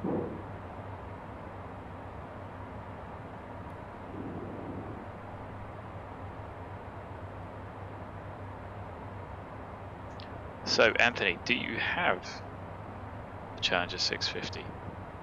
I'm pretty sure I've seen you on the channel before, but I'm sorry, I can't remember. who has got and who has not got this aeroplane. Now, I appreciate that it does appear that it's all I want to fly, but in fairness, why would you want to fly anything else? It can get you into smaller airports. It gets you there quicker than the 737 does. You can't carry as many people, but who wants to have that many people?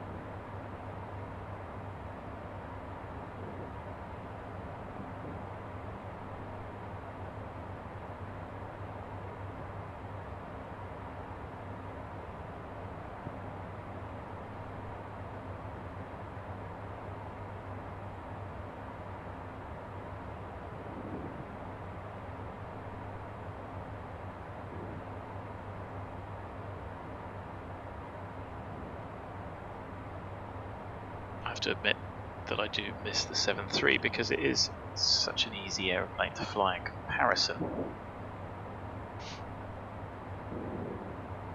I certainly find it easier. Maybe it's just me.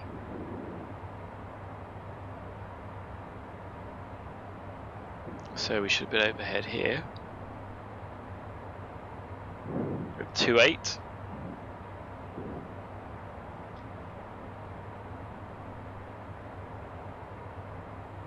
miles, 420.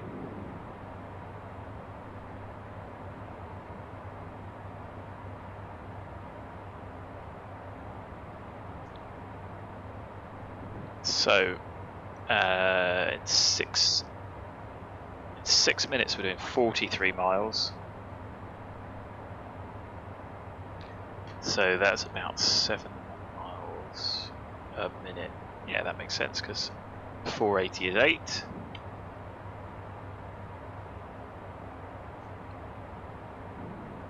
Easy mental maths. Of course, we would be doing 480, so we are losing 1 mile every 6 minutes due to that headwind, give or take. It's a bit more like 25, isn't it? We'll call it 25. And that makes us -3 with 3980, so we're burning less in cruise. We have 5130, take away 3980 is 1150, which is back on for the fuel burn. You can see the VR needle twitching about. And of course, if you look at the DME 5.4, it doesn't reduce down to 0 because it's slant range. Oh, and that was just me dropping my in-flight pencil. That's not a joke or a euphemism. I do scribble on the OFP, which I print out. Yes, I know, don't report me to Greenpeace, but compared to burning 100 low lead, this is much more environmentally friendly. Also, don't complain to Greenpeace about burning 100 double L. 2 weeks. Yeah. Yes. It's interesting, isn't it, that I would agree, Anthony, that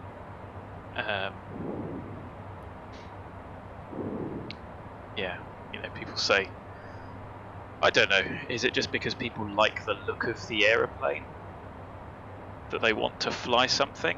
Is it a question of capability? I think there's probably a couple of aspects. So, you know, if you want to fly long haul, then obviously you need a long haul aeroplane, don't you? So, do people get the one they want, or do they get the one they like the look of? I want to fly the 787 because it looks nice from the outside. Okay, but if the cockpit that you sit in when you are doing your simulated flight is junk, then what's the point? Especially when you're just going to be sat looking at it, watching the dials and flying on autopilot. At least I know that yes, I'm sat here in the aeroplane's doing it all, but it's doing it realistically.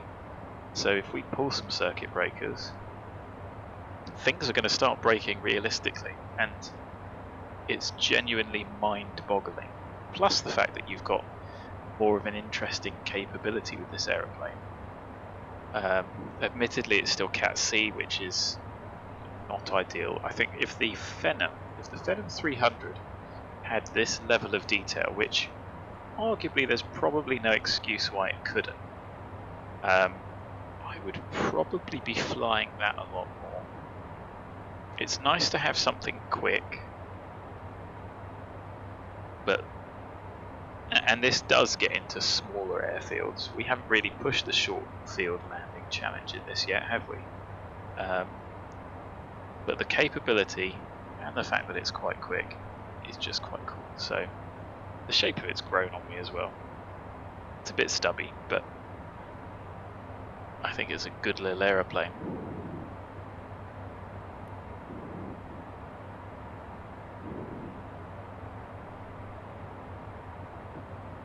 Sat in the back with some champagne and a cabin altitude of 5,200 feet. That's lower than you'd get with me taking you down the coast in a PA-28.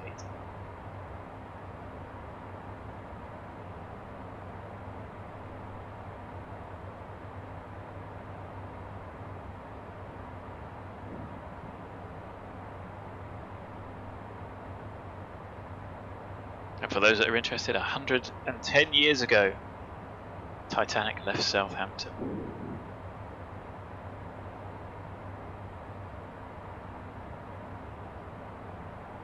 Wasn't long before it was at the bottom of the Atlantic. So never pass up a dessert, friends.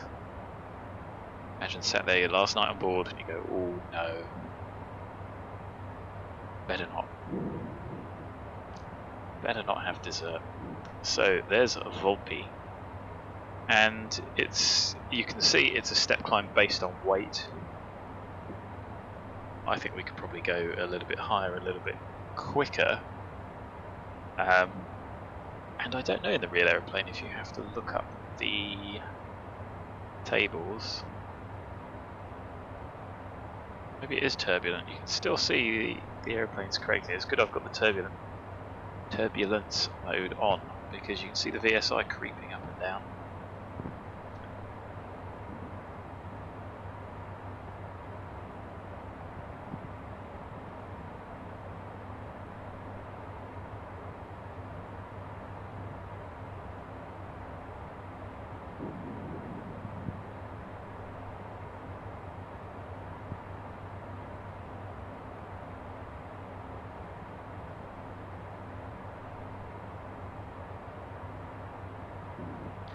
Anyway, let's have a look at some of the charts. 700 miles to go, 1 hour 45. It's easily an hour and 15 minutes left of cruise, isn't it? So, Madeira.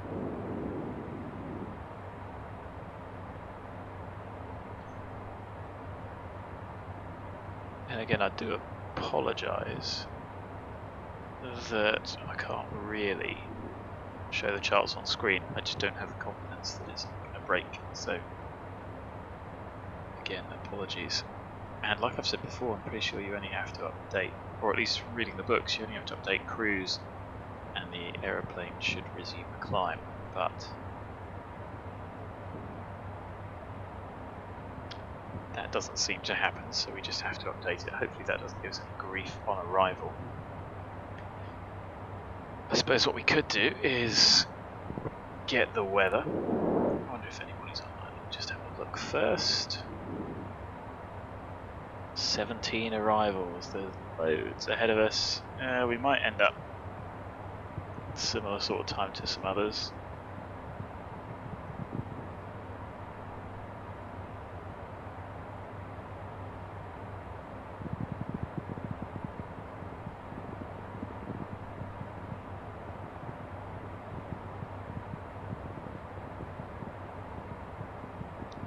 Surprising just how far Cape Verde Islands are. They're just off the coast of Dakar. Well, I suppose we could go there. Anyway, you fancy visiting in Africa?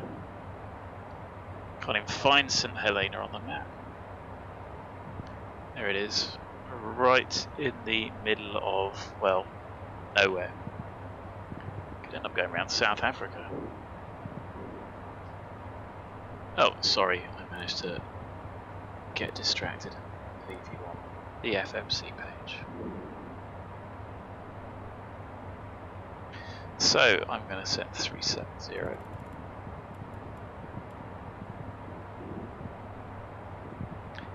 And then we'll flight level change. It shouldn't change too much.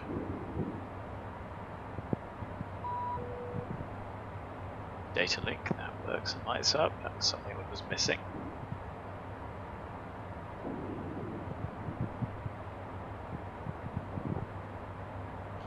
Of course we'd request, but hey, nobody's speaking to us, so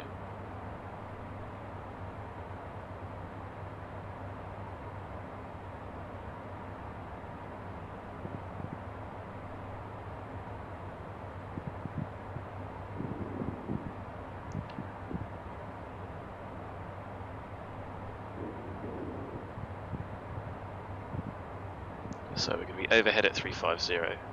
It's going to be, yeah, I'll call that 3-3, so 4 minutes early. We got 3850. I'll call it 3840.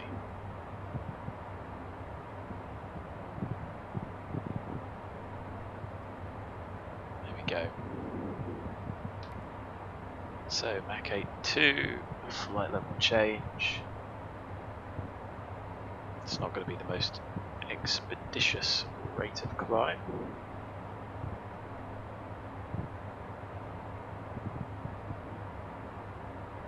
Could dial it back if we needed to, but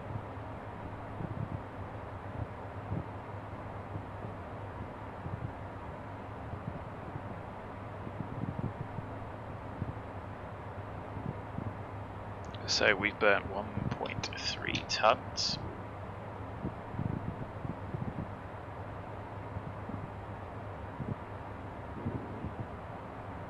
Europe is very busy this afternoon. And I did check the traffic, there is no one around. Hang on. I thought I checked the traffic. Well, when I say no one around, that's a 25-mile ring. So, yeah. What I mean is there's certainly nobody on the same airway as us. I'm not going to get in their way. There's a Ryanair behind us. Where are they going? Malaga. Planned TAS of 450. We've got planned TAS 472, 20 knots. Makes a little bit of difference, doesn't it?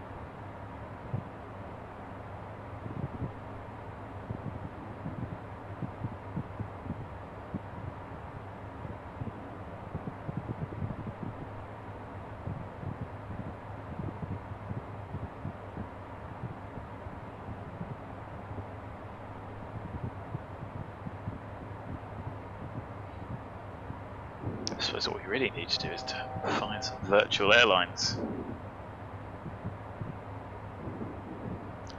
But I don't think there are any. And a solely US based one. I don't really want to have to try and get my head too much around the US rules, different types of operations. Elite Air Taxi was one that I did look at, but it seemed a little bit too militant. I quite like the philosophy of virtual Ryanair, they were pretty chill. Just do some flights, enjoy it. Here's the routes, happy days. Lipata, where is ZL, Glenn? I hope you're enjoying it as much as I am. I appreciate I'm sat here just talking rubbish. Oh, ZL is Seville. Are you online? Let me have a look.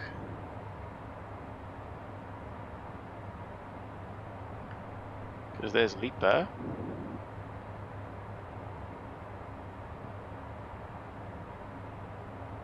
And I'm going to see that you're not on VATSIM.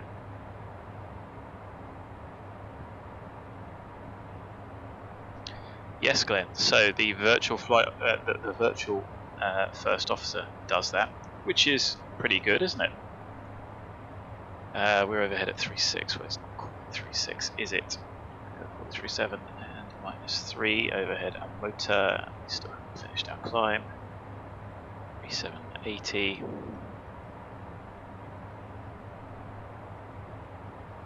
That is, I think, one thing you can turn off as well. So you can turn it off. I have turned off the go around actions because I have been known to accidentally hit Toga, and I don't want him clearing everything up. I think you can still advance it manually, but I probably need some more go around practice. Maybe that's another reason, another excuse to do some circuits. Well, there's my only disappointment there for you, Gwen. Get online. And I'll check the weather. I don't know if you find it intimidating or not, but it takes a bit of getting used to, and it just adds. Sometimes it can make it easier, sometimes it can make it a lot more difficult. But I think it makes quite the difference. Although, of course, you can get idiots online, but I don't know. I'd rather have no ATC and real ATC rather than fake ATC. I think I've still got 124th, which didn't seem to be a bad program, but you know, it is what it is. So what have we got? 1500 Zulu.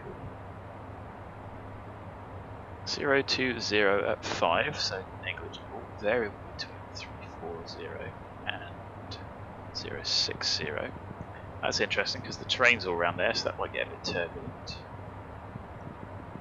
Broken at 1,300 feet. Temperature 20, nice. 2.15. KH 1008.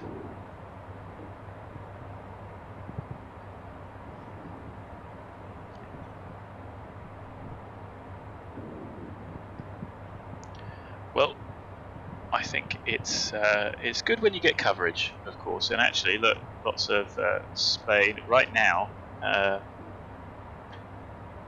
Palma would be online, and if you were inbound to Seville, you'd probably have Madrid Centre as we go over the top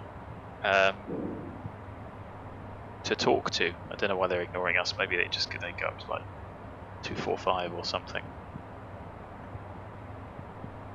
There's a big Madrid fly out, big old line. Is that a group flight to somewhere like Zurich? So one thing it is good for is the events, of course, as long as you don't get a touchwood crash to desktop, which of course we've had, and that's been quite frustrating. But I'm sure you've seen on the trips. It always impresses me how professional and skilled the VATSIM controllers are, considering they're just, well, they are trained but enthusiastic amateurs like us. So time overhead 40 is good enough, isn't it? 37.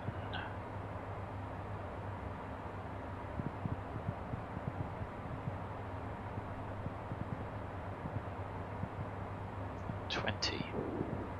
So the fuel burn figures are alright. 5130 take away 3720 gives us 1410, and that actually puts us at least 50 kilos in hand.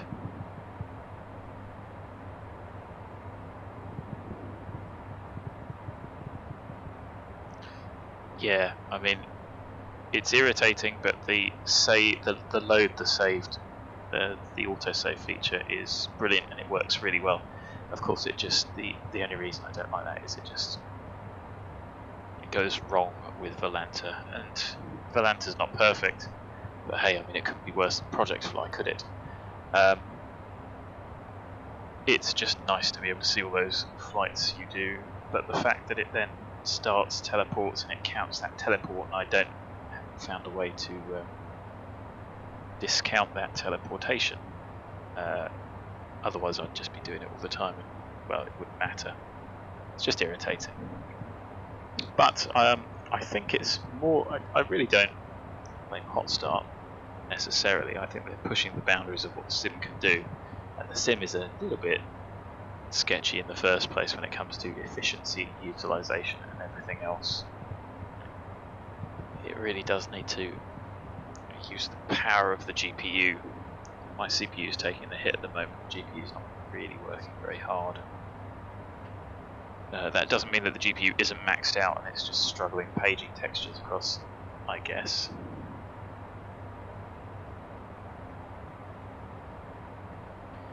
So, let's have a look at charts. So, the winds that we just got. 020. Let's have a look at the airport. See if there's anything in the briefing. So if an airport has a preferential runway, special procedures and opera. Actually, look on the ref charts first because there's an overview. Jepson gives a good picture of Funchala the runway. Overview weather. It's located on the southeast coastline of Madeira Island. It's part of a volcanic archipelago in the Atlantic, 360 nautical miles west of the Moroccan coast. It is mountainous and approximately 30 nautical miles long from east to west by 12 nautical miles wide. Terrain and basalt cliffs rise sharply from the shoreline. The airport is on a small plateau, and significant portions of the runway ends are built on concrete piers. Immediately to the northwest, oh, this could go wrong with the Ortho, couldn't it?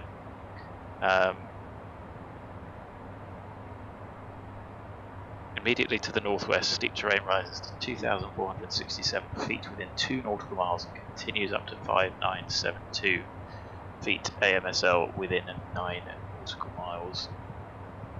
Wind variations, turbulence, severe low altitude wind shear may be encountered on approach. Circle to land is not authorised northwest of the runway, because of them hills. Special procedures and operations. Initial experience, crew requirements. Well, nobody's going to die on this flight, are they? Exist. Refer to the airway manual. There will be limitations for takeoffs and landings. So that's interesting. What was that, Glenn? You've got a 5900X. How does the 5900X run? I might take the red pill at some point, but it's the single core performance for X-Plane that is the kicker. A 3090, I would hope you would get good frames. And 64 gig of RAM, yeah. Well, I mean, and you've got the VRAM as well, because the 3090, has that got 24 gig? You're just not going to run out of that. And 64 gig of RAM is monstrous, so yeah, I'm sure X-Plane still eats up plenty of that. But sounds like a good system. A friend of mine, I think, won a 5900X on either a giveaway or one of those raffles. So that's a big uplift. I think the trouble is, well, I'd like to go red pill and stick with this same motherboard for a long time. Although I think, again, it's bad timing. Intel always, how can I say this politely without swearing? Intel obviously always, what do they keep it for? 2 generations and then change the socket, which I dislike. I dislike as a business practice.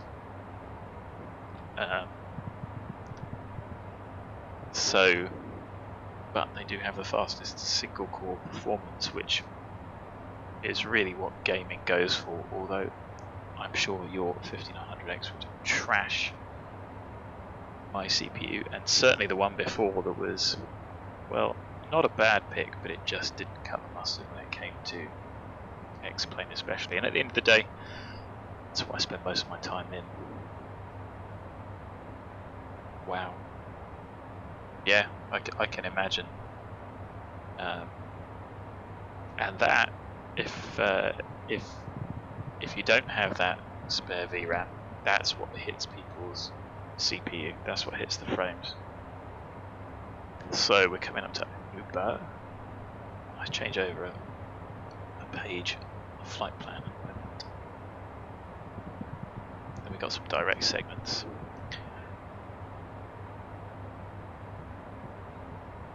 Runway 05, the fun one. Curved lead-in light system. Now, we have flown here before, I think, in the 737, and it does turn into a bit of a disaster without those lead-in lights. So, we'll see. I wonder if you can see those lights in the daytime. Visual vertical guidance by Pappy. Due to terrain, both sides offset 5 degrees to the right, and obviously the right is then not visible on short final. I don't think that would be particularly well modelled in explained, the viewing angles are not necessarily always that good. Oh yeah, Glenn, you make a really good point. Yes, Intel get the single core performance, but at what, double the power? They are monstrous. But in fairness, with the price of gas, you could just be running your PC to keep your house warm if you were with Intel. So I think it swings and roundabouts. You never know, you might actually be better off with an Intel CPU heating your house. Insulate the place up to the hilt and then warm it with your gaming. But yeah, the efficiency is extreme. So like I say, I may switch, but again the trouble is it'll be the first generation of motherboard. I am a fool to maintain ITX, but I like the small form factor and the portability. It's going to have less features I've seen so far. I mean, it's going to get better in future, but then that's still another motherboard upgrade. So I don't know, I suppose, but then you don't need an overclocking board with AMD because they just run quite well, don't they? You don't need the unlocked motherboard to make the most of to get decent VRMs, to handle power, to make sure that, you know, I was looking at a 12700K.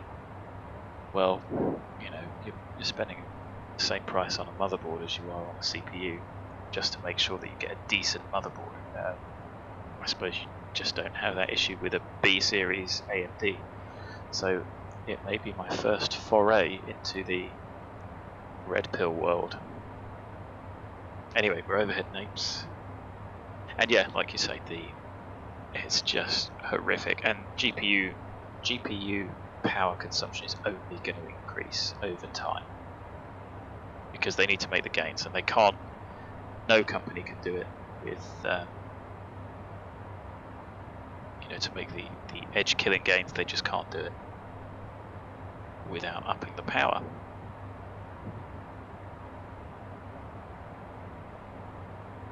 Nice. Did you do that yourself? I suppose you must have done for motherboard VRMs. I have not done a water-cooled build. I would like to. I would like to do custom, but I'm too much of a perfectionist. I think I would get it wrong, and it would probably be a disaster. But also, I do have the issue of wanting to stay with ITX, and really one of my criteria is ideally a 240mm rad or a 280, but I suppose maybe not so important. 280 only because it's not much bigger than a 240 and it's significantly more surface area, but I suppose with AMD you may not need all that heat dissipation. I don't know, it's all a bit of a nightmare. So fuel figures, we've burnt 1.6 tons. We're good for fuel. Yes, I can imagine. Was it a Founders Edition or was it an aftermarket? I mean, I like the Founders Edition, they look quite good. I know they're not wonderful for thermal performance, but it's disappointing that you have to go aftermarket to get either a pre-built or water-cooled. And the price is what, double? Nice, that's even better. Sounds like an absolute monster. I assume it's not ITX. But, I mean, fundamentally it is the way forward. Just EK on everything. Happy days, done. They could well do. Do they come out the factory like that, or do EK mod them and then ship them out? Oh, also already passed that one. So we're actually moving into the Lisbon FIR at MINTA, and you can see there's Faro that we went to, and there is no Lisbon Centre, so no one to talk to, but quite a few of the Portuguese airports lit up, so still no one to talk to. Nice, well done, Glenn. That is, I'm impressed. I'm not sure I would have the confidence to do that. Actually, I mean, it's not difficult, is it? It's just dismantling things, cleaning off that junky paste, and then sticking your own. And obviously, EK designed them to do that very well, don't they? Stop it, you're making me want to upgrade. Now is not the time. now is not the time. Like I say, may very well end up being an AMD trip, which would be exciting. I'm not sure I'd use it necessarily for productivity, although saying that, if it meant it offloaded OBS onto one of its many cores, then I don't know. Like I say, I mean, I'm not greedy. The airplane's running at 36. It's sort of hovering between 35, 36, 37, and then it dips. The dips that I don't like. So I mean, it's a steady 35 at the moment. CPU limited, or apparently so. I can live with that. It's just, it is the consistency, and I would like to turn the setting up. I would ideally like to get a higher resolution monitor. Go for 1440 widescreen to see if we can turn down the anti-aliasing, which only really shows up with the enhanced Skyscapes, because in fairness, you know, it's still not a bad GPU that I've got. I think you did well, Glenn. I think you did very well. I mean, I think there's probably a lot of, I'm in a similar position. It's not that I don't have the cash, I'm just not willing to spend it on what is scalper price everything. Otherwise I would have upgraded now. If availability wasn't an issue and prices weren't so exorbitant, I would happily have upgraded now. The only reason I didn't switch to an ITX 12 series was liquid cooler compatibility with ITX motherboards. I appreciate we're asking a lot from the form factor, but come on. The fact that you could get so much into a small box and still cool it, because don't forget, I mean, a very big case with a 360 Morad is still just a ton of hot air inside. So yeah, I'm surprised external cooling, i.e. external to your house, has not taken off. Maybe it will. Or maybe, like I say, people will be so poor they'll have to heat their homes with their PCs. Anyway, we're going directly over the top of Faro. We have got no more nav aids. I will tune the Funchal VOR. We've had a look at the overview, airport briefing, crew requirements. To operate, you must have 200 flying hours as captain on the concerned type. Oh, you know what? Maybe I've got that already. I mean, you know, not 200 good hours. They didn't say good. Before completing, and you have to have performed there in this last 6 months, one landing and takeoff, or sim, including simulated adverse weather, or a line training trip. And then you have 6 month currency. That's fun.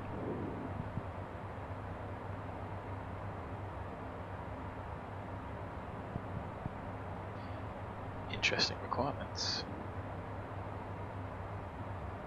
You're not wrong. If you could get them at list, I mean, they were ridiculously expensive, but they only got more ridiculous. So, like you say, if you've got the cash and it's available, then it almost seems a bargain, which is tragic, really, because, you know, my current card was, I don't know, 300 something, 400 something pounds, and I thought that was a fair whack then. I don't think I would ever have expected that I would consider to spend more than 500 on GPU, because we just didn't have to. Oh well. It's all pretty academic, really, isn't it? So, what was I thinking about nav aids? No, I was seeing if there was any preferential landings. There's wind limits, but Tower will tell you if it's bad. 15 knot maximum wind. Well, actually, it's all quite light, so that's not a drama. Turbulence, wind out of limits, they'll say, and at your discretion, and then you've got to explain yourself. Departures, backtracks. So it's 9,000 feet of runway. It's going to be ample for us. Even on 05 we should be able to vacate without needing to turn back, which is good. Where would we park? Pretty limited apron. Guess we'll figure it out. And then approach wise, so we think it's going to be 05, which is going to be fun. So 112.2, shall I put that on both? Well, that one's easy, and then that one's easy because it's probably going to be an RMP. So let's switch over. 276, we're picking it up already. It's an RMP, so not a lot to worry about there. What's the difference? So visibility 5,000 meters required, ceiling to Cat C at 940, which we should have.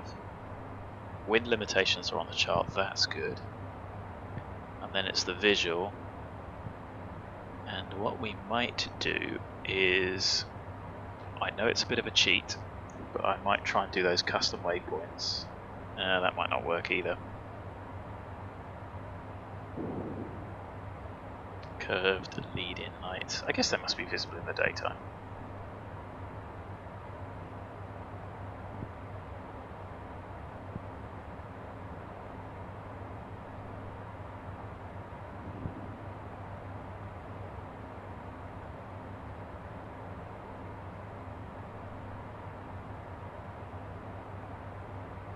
Very steep rising ground. So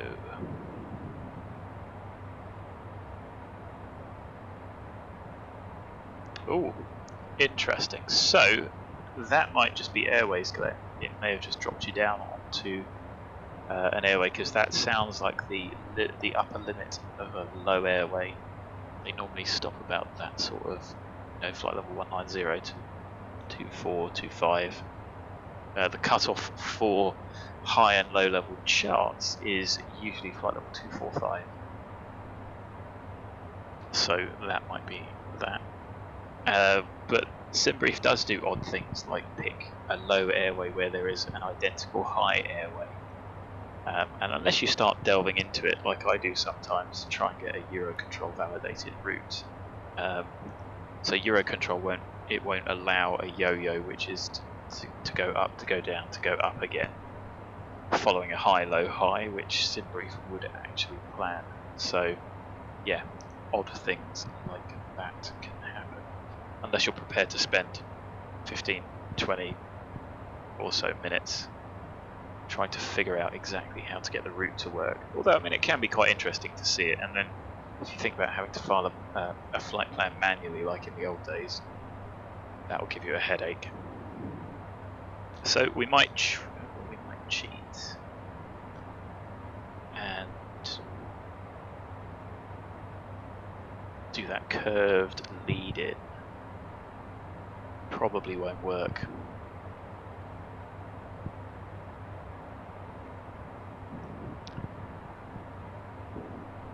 So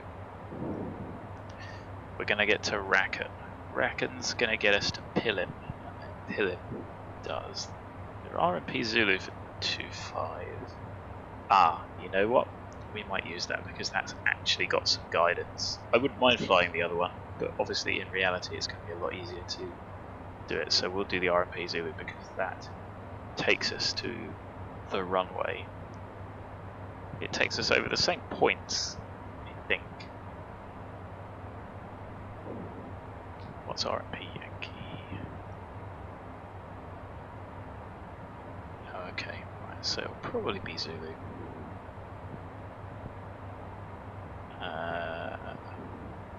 And that gives us low minimums as well. Okay, I can live with it. Well, it's, I mean, yes, you know what, if you want to be, try and be as realistic as you can, yeah, you should check. But you know what, sometimes it catches me out as well, and I'm keen to check. But you know what, if you're in a rush, it really doesn't matter. I mean, it's just,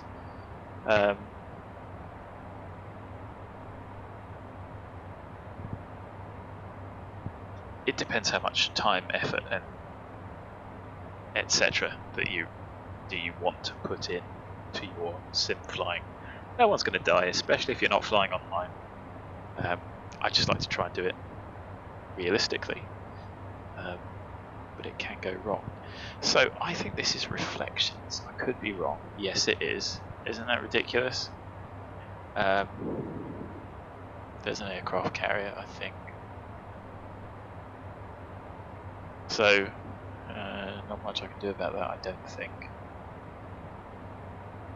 Spoils it a bit. Where are we going to? NARTA. 181, 25 minutes, top of descent. So let's start thinking about our arrival. RAKUN 1 Papa it is.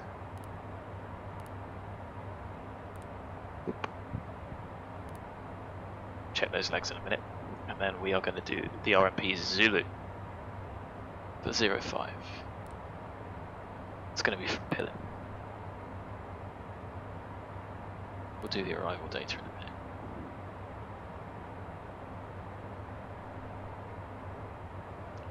That's fair enough. Yeah, it's the same. I mean, it's good, but it is the same thing over and over. And I mean, it's a bit creepy that she follows you all around the world. But that is the life you lead as a corporate pilot, I guess. Obviously not one person following you around the world, but you know, you do walk into somewhere and have people to talk to. I can tell you my experience of Oxford Airport, London Oxford Airport, as they market themselves. You might think that's a bit of a joke, but they will take you in a helicopter if you want. They were very good, and there was coffee and biscuits. I was pleased. I got enough fuel that I didn't have to pay the £20 landing fee, but 200 odd quid's worth of fuel.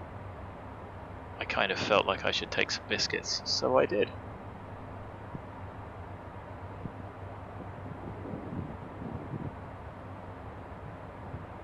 By take, I mean, they were there, I wasn't stealing. I did take more than I consumed. That's because I was a bit peckish. So, let's look through these legs. We get to Pillen. Then there is a discontinuity. So, RAKUN above 4,000, the MSAs 8,200 towards the airport. You are not going to outclimb that. That will kill you. 4,000 above, 3,000 above, and that's the clearance limit. 280 between 245 and 100, so we can add that in.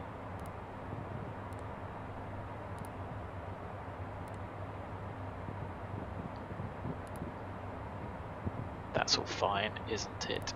Yes. So let's do some VNav. And I'm too dim to remember where it is.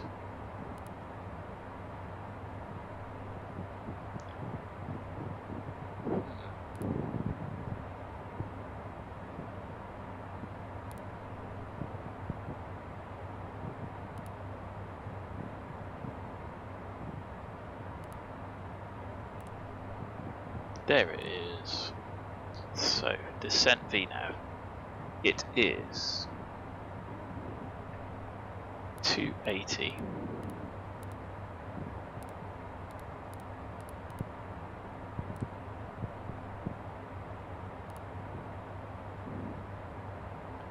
Oh, there's too many of these to add in. 200 out or below 400, 4,000. Well, we'll do that. So 250 below 100. I guess we can't add any more, can we? I don't want to try and break it. It's 220 at or below.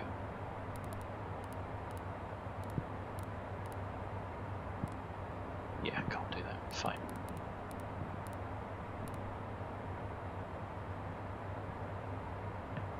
Okay, can live with that. So that gets us to Pillen. 3000 above, then 530,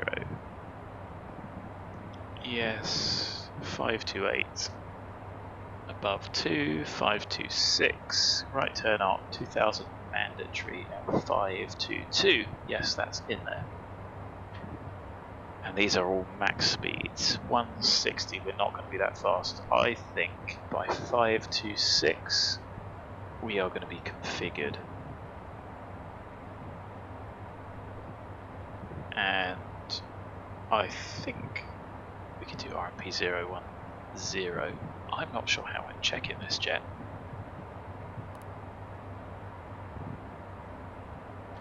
So is that going to be in the arrival data? Yes.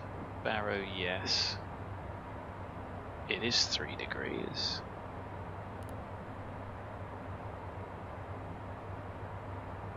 So FAF, well, I have a feeling that we can overwrite this and put 0.1. We could get the lower minimums. Paducah, hello. And that would then get us down to 520. Not that we need it, but it does get us down to 1700 meter visibility rather than 2400, which can make all the difference depending on the day. And it's a right turn missed approach to Monac. So why don't we just leave it at 0.3 and we'll take 910. Oh, which you can't see me putting in because I'm doing it. Oh no, you can't see it there either.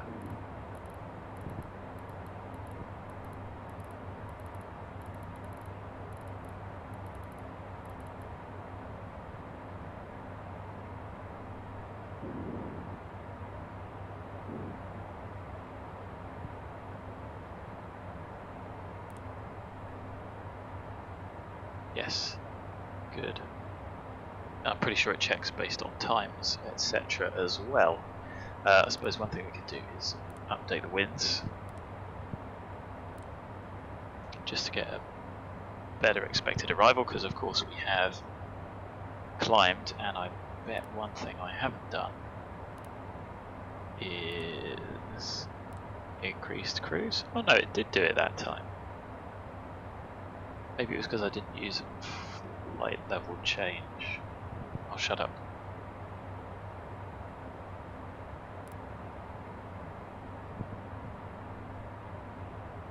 Get a bit peckish actually. How long have we got? Oh, an hour to go. This was badly timed flight. I'll go and get a quick snack in a minute before we have to think about heading in. So it's updated. Let's have a look. Flight plan prog. A ton of extra fuel. That's almost a bit embarrassing, isn't it? Although some places have been tankering. Some airports in the world have been tankering because it's been a bit of a disaster when it comes to fuel supply. So I had an extra 821 for 45 minutes. That was for a couple of extra approaches, and in case it was, you know, VATSIM and everything else, plus a bit of APU use if we needed it. But actually, we're going to be arriving with more than that, which is good. We've put everything in. 17:19, yeah, so now to touchdown, which I think is 2 minutes early. 17:21 was our ETA. We think we're going to be there with 2070. So that was why I updated the winds, just to get a bit better there. That's 15.3, 15.4 tons. Seville, sterile cockpit time. Yes, Glenn, do not do what I did, which was a disaster last time, and keep playing chat. So good luck. Video it. Upload it. Show everyone.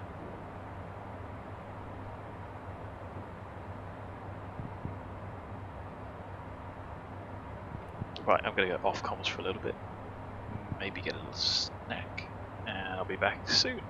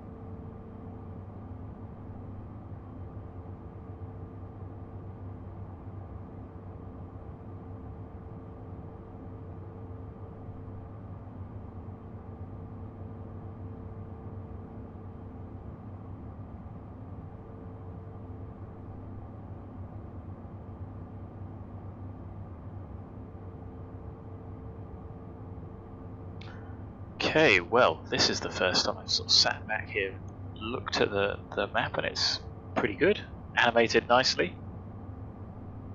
Frame rate's pretty steady in the back. Glenn, congrats. 2 hours of sim time including planning. Yes, I'm sure I've said it before actually. I prefer a shorter flight. But of course that gives you a lot less time to actually plan and brief what you're going to do, and of course, especially as there is really only one of you. I know the virtual FO helps as much as it can. This aeroplane's getting buffeted about a bit.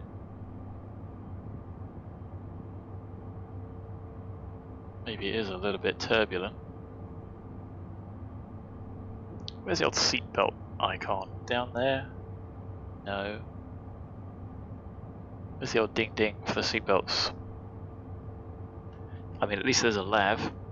The crew allowed to use it? I expect they must be able to.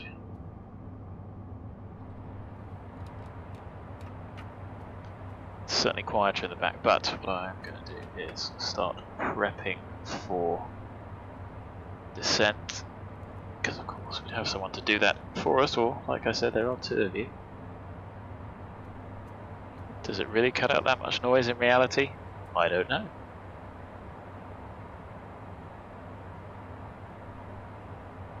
Oh, sorry, I'm being an idiot then.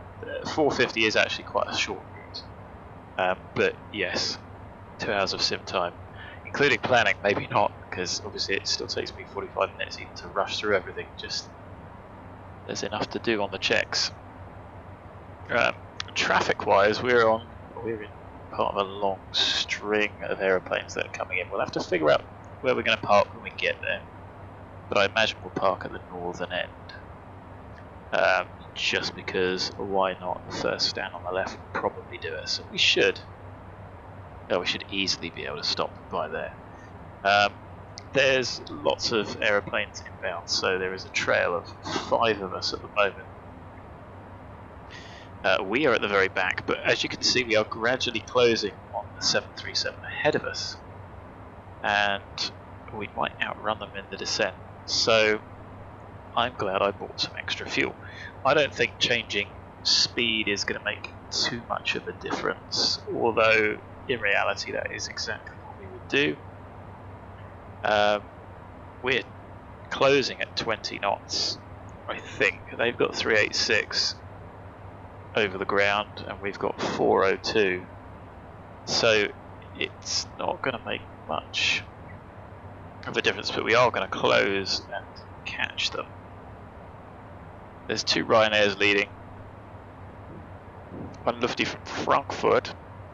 The only issue I have on VATSIM is fundamentally there's a lot of gamers. I don't want to say idiots, but at the end of the day you have to figure out your own spacing. As we saw going into Gibraltar, you can make as many position reports as you like. If somebody's just flying the jet and they're not going to do anything about it, then it's not much use. Lower aircraft have priority, so I think we may end up sitting this one back. The leading Ryanair is doing 370 over the ground. The following Ryanair is doing 400, as are we, and so is the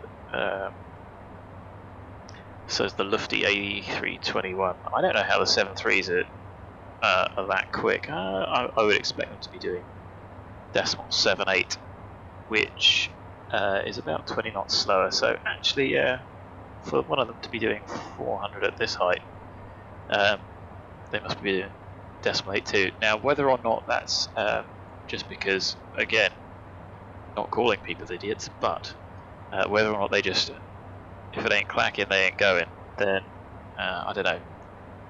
There's a possibility, isn't there? But well done on your arrival, Glenn.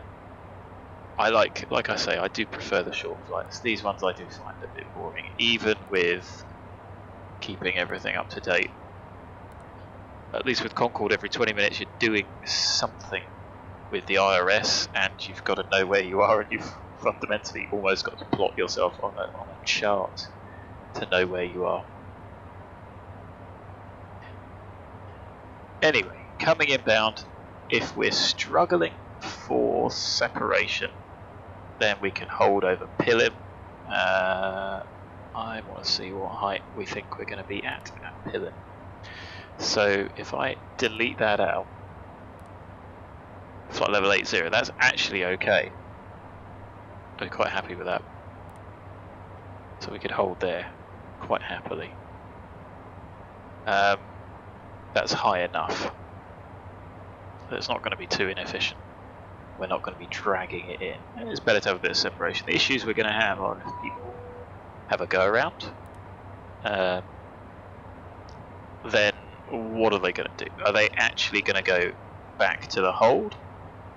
Or are they just going to try and fly their own hashed up circuit? What they really need to do when it's busy is fly the full missed approach, go to the hold, look at the traffic situation, and then fit back in.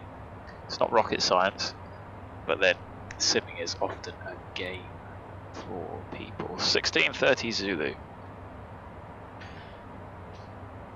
So I might do this manually. We're not really, I mean 20 miles separation.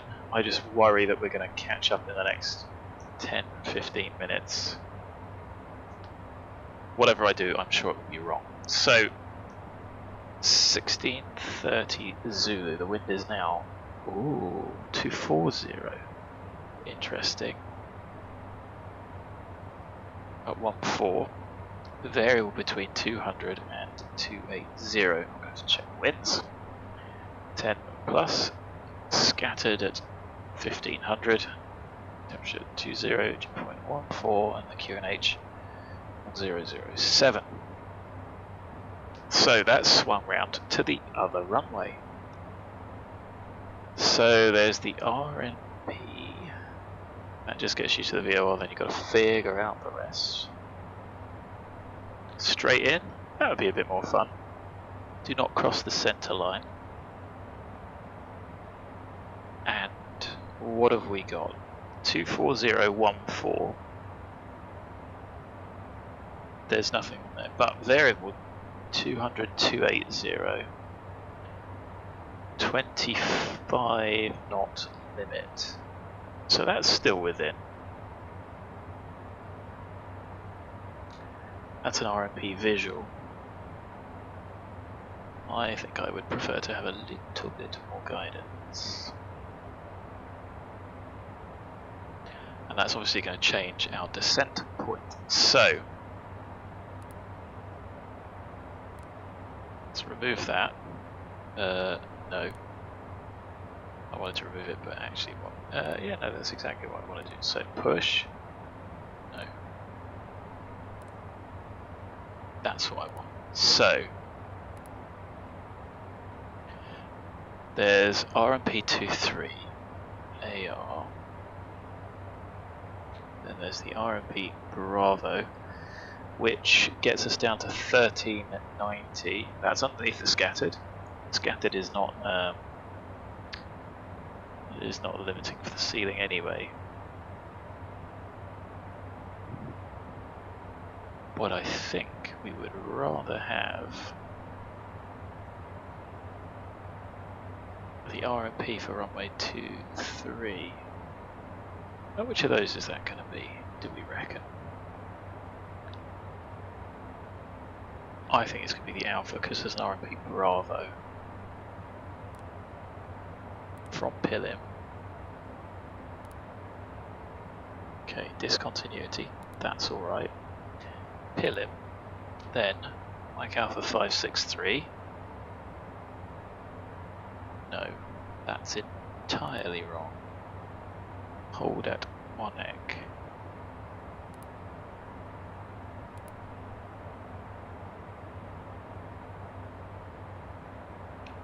Pillim, and then it's 410.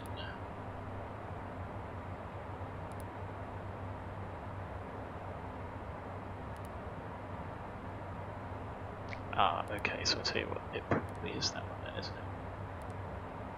From Pillim.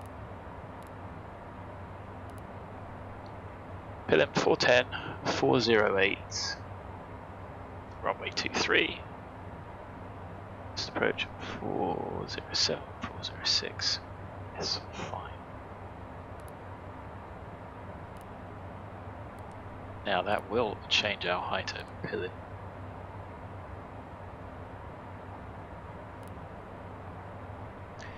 And actually that's giving us 1200. It's higher.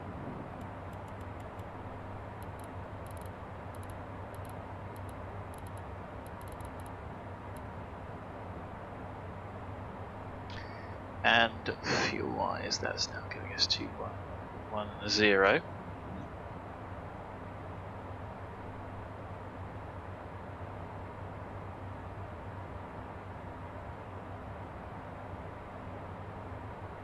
So still 15.4. Uh-oh. No, it's alright.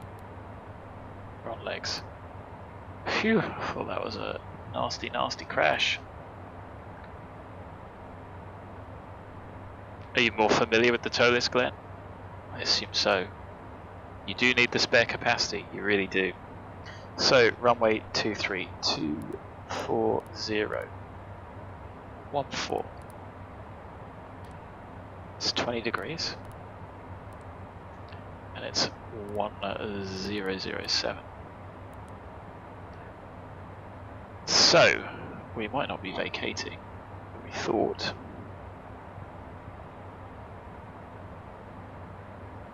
And of course the wind could swing round, so we may need to change and replan this again. We should be able to vacate Bravo. It's not quite halfway. 2631 for 23 beyond the threshold. It's 2631 for takeoff. But that's more limiting, which is fine.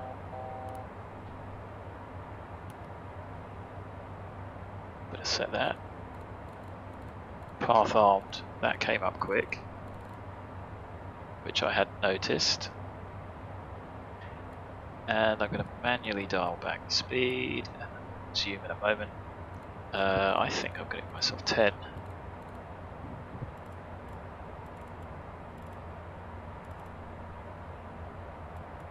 Is that traffic ahead gone? So I think we're going to be 15.4. Field length of 1206. We might go screeching past. I'm not going to stand on the brakes. So if we miss it, we miss it. 125 plus 7 gives us 132. Send those through.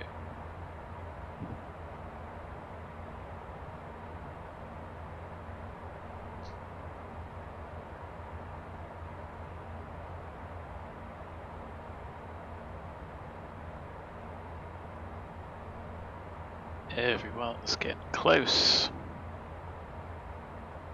and what we want is resume 7-8, happy.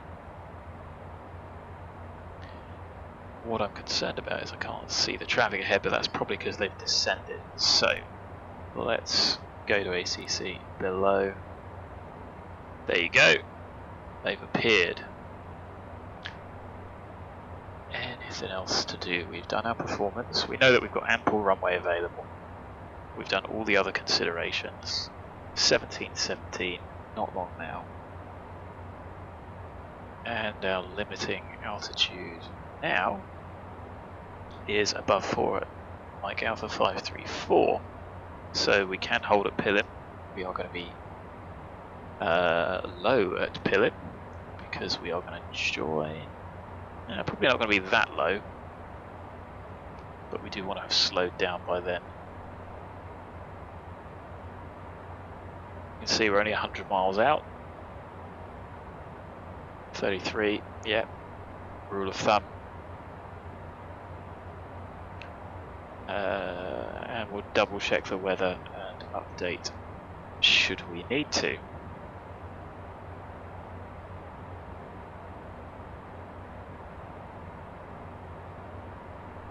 Descent checklist. Shoulder harness. Yep. Passenger signs. So, passenger signs.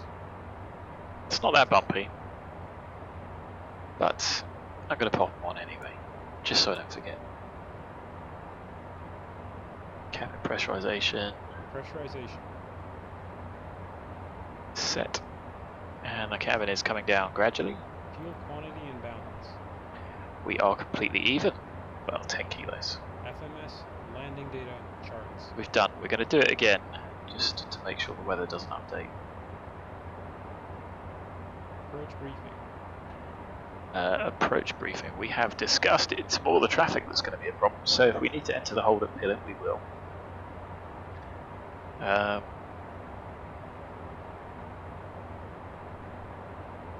Let's double check those legs. 410 is above. 408 is a hard 2, and then it's 3 degrees. Happy. ENAV transition flight level. Good enough. Descent checklist complete. Enrage checklist next. There we are, maintaining 300, and hopefully it will slow us down as well. For our bit, I'm going to use the flight plan progress.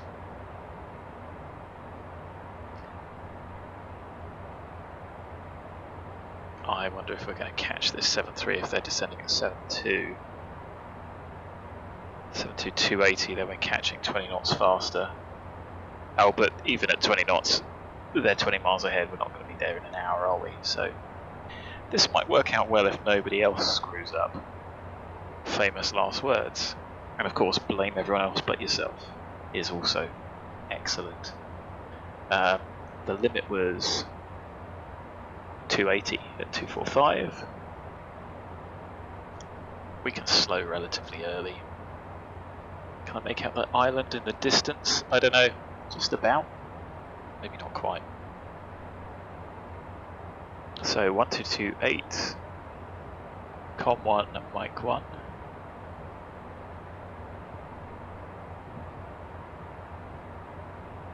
This is probably the longest flight we've done, well, that I've done in this aeroplane so far, I reckon. So it's 1700 now. What I'm going to do is use my phone to check Google. I don't think it will be issued, because obviously you've got to make the observation. Oh no, do they make it and then issue it at 1700? Do they make it at 1655?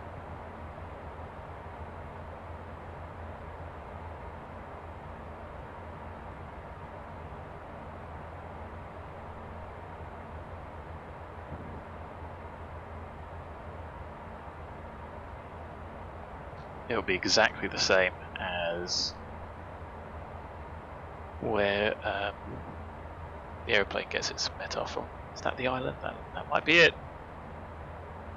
I mean, you've done well to navigate and get here. Heading in time, there's no way you can do a leg like that. So look, there we go. We've slowed to 280, bang on. It's good, isn't it? Our next one is 250, and then I think I'll step down to 7 and 4 for the speeds, 250, 220, 200. And then the MSA is around the VOR? No, around Pilim. 8,200. Mental.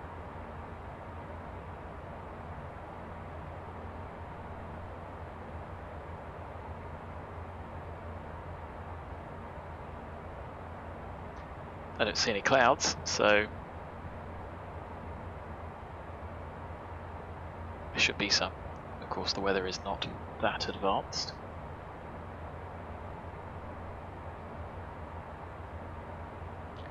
So that's us overhead RAKUN. Madeira traffic, Prefect 99, Challenger 650, overhead RAKUN inbound for Madeira, passing flight level 225. I was going to say RMP 23, but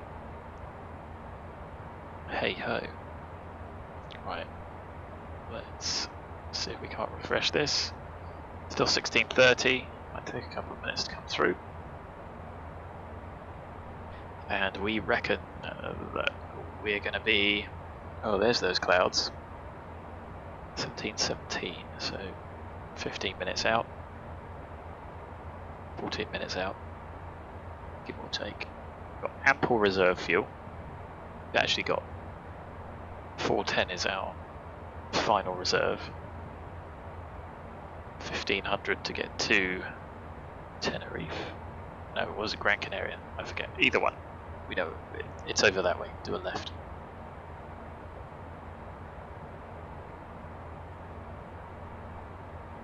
So there's nothing on Unicom text. I've heard nothing. Why fly online if you're just gonna be completely silent? I find it odd. And then when you say to people, did you not fancy calling? Oh well, only if it affects anyone. There wasn't anyone on the runway. Neglecting to really consider the fact that I'm 10, 20, 30 miles behind and might also need to plan my descent. Anyway. So the belts are on, the cabin's descending.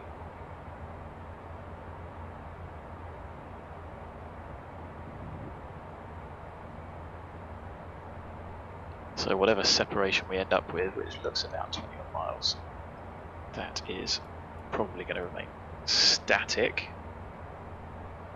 No, maybe not quite, 15-ish.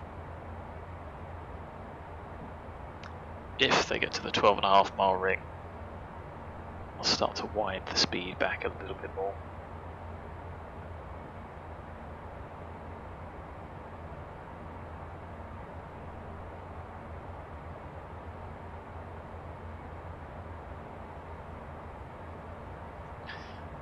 Give it 5 minutes. So let's send the request.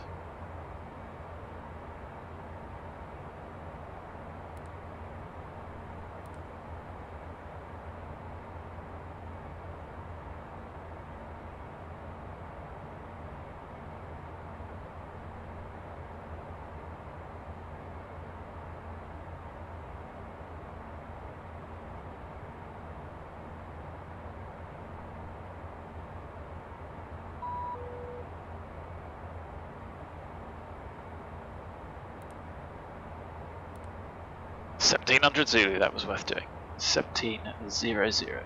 It's now 21013. Variable between 170 and 230. 10k. Still scattered. 2013008. So let's lump that back in. It's not going to make too much difference. Certainly not going to make much difference when it comes to... I'm going to leave it at 132. No, 131. Because it's 6. 20 is still the same. 008. It's going to make hardly any difference to our field length. I can't remember what it was, but you know, we've got ample, so it really doesn't matter. VREF's still the same. Sent back through. Legs happy. There you go, and you can see all the other traffic ahead of us. No calls, no text, whatever.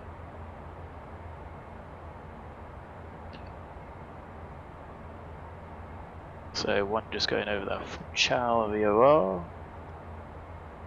So what is this island with the big runway? It's ahead of us. It's not Madeira. This one. Porto Santo.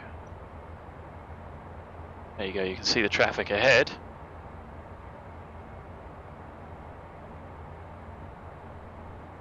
Doing the same approach, missing the VOR. So I think I'm going to start bringing the speed back early. I'm going to bring it back to 240.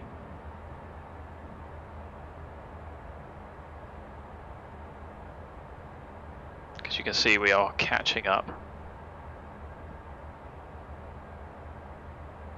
Might even bring it back a little bit more than that. Not because I don't trust my own ability to sort spacing out, I just don't trust other people. As I'm sure you can all sympathise. So, frame rate wise, how are we doing? 30s, happy.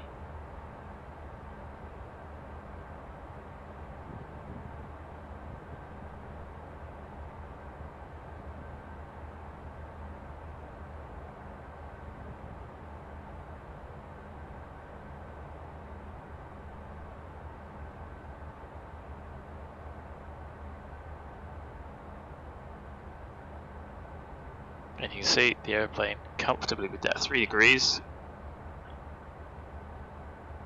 is performing nicely. It's got that little bit of added drag. It's not an idle path descent, so we've got a little bit of control over the speed. So 534 above 4. How far out is it? It's only about 12 miles from the runway.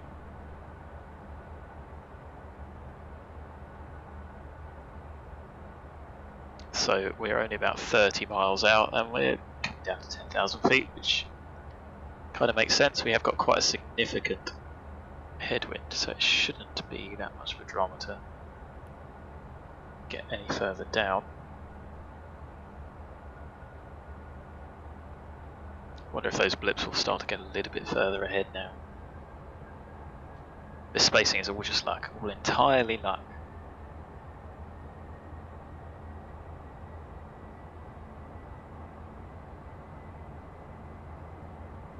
So below 290 for the APU and below 22,000 feet, I think. That's not probably quite bad. That is very bad. I should know. Got to commit these things to my brain. So there's our warning for 10. So we need a warning at 7. So I'm going to set 7 because we need to be 220 at 7. Going to pop those on.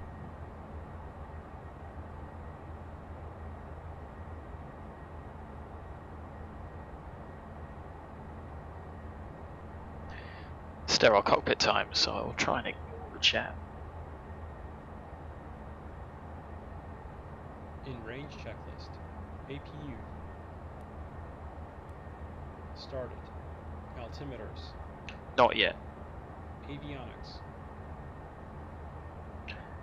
Checked, it's an on-nav, we're fine. External lights. On. N1 target. Can we do that yet? Yes. Set.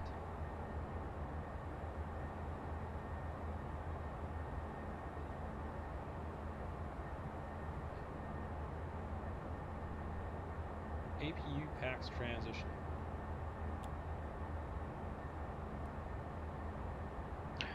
I think what I can do is turn off. Avail completed. Maybe I do want to leave that one. On. CAS. Checked clear. In range checklist complete. Before landing checklist next.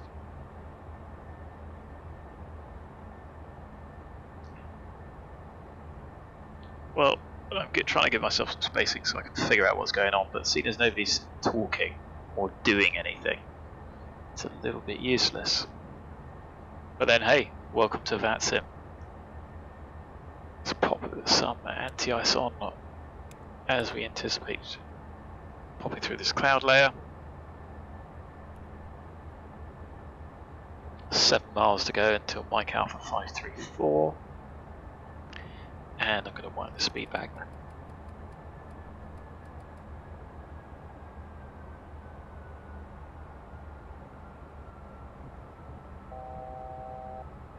Checked, and then we are going to go to 4, and that's 200. That is now a flight level. A QNH.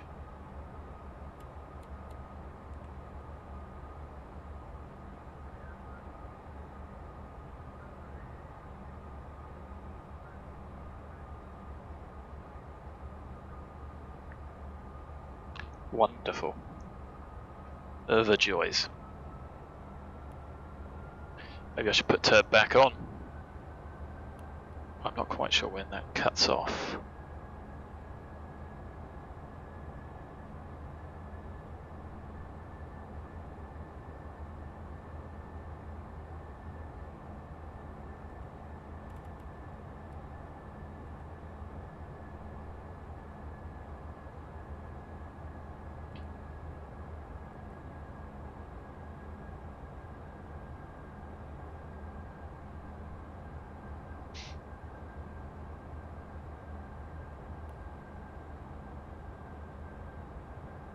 Madeira traffic Prefect 99, overhead Mike Alpha 534, altitude 6,300 feet, inbound RMP runway 23 via Pilin, Madeira traffic. The joys. So, do we need wing anti-ice on? Static airs 6. Don't think we do. See the airplanes getting bounced around all over the place. So, no, they'll be coming back a bit too soon. Traffic-wise, what have we got? I think they're all far enough ahead. Going to leave the anti-ice on.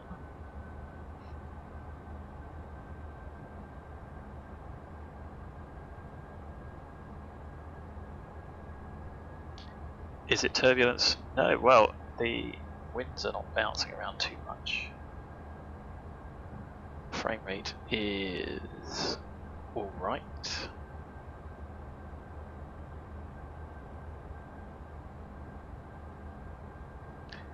And I'm going to slow to 200, which is ideal for us, really, at or below 4. So we are coming up to 4. Next restriction is above 3, and we're good for that. We can actually step down. We could have stepped down over Mike Alpha, the last one.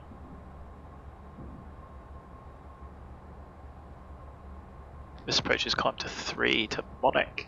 Basically turn left away from the hill. If it all goes wrong, immediate left turn to 3,000 feet. Madeira traffic, Prefect 99, overhead, Pilin inbound, RMP runway 23, Madeira traffic. So we can step down to 2, and then it'll be 1200.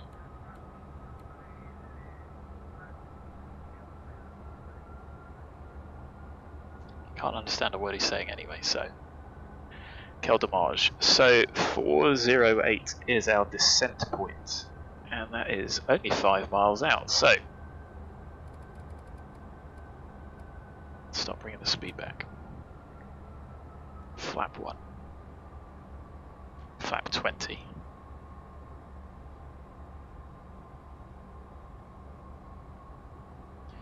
So we're only at 8 DME now.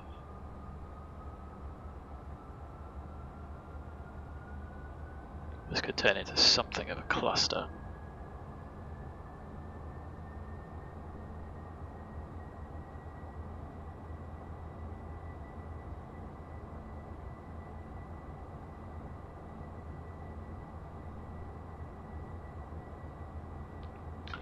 So I think we'll configure at 408.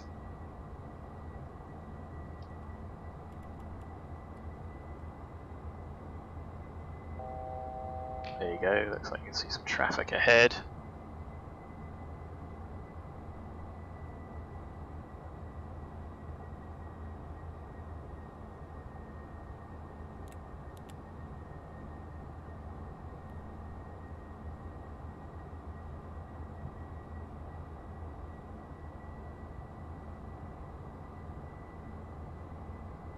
Swinging about all over the place. 2500. Before landing checklist. Landing gear lever.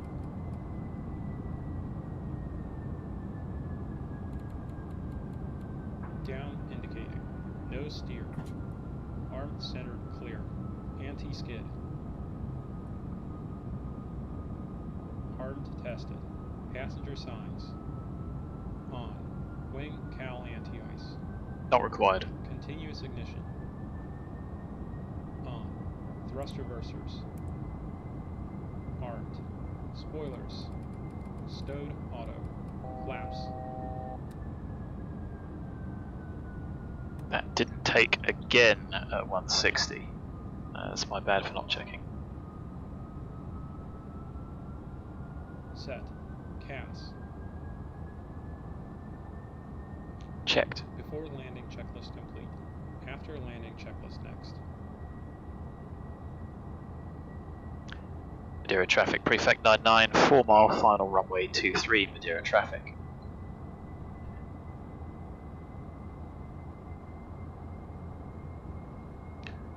gosh, taxiing along there could be interesting to say the least.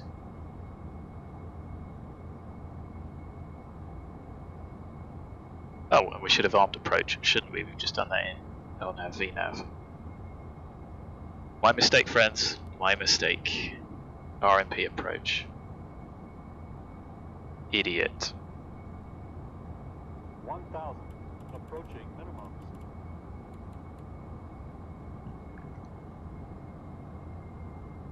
A variable wind shaking us about. Minimums. Continue. Don't have to disengage, remember?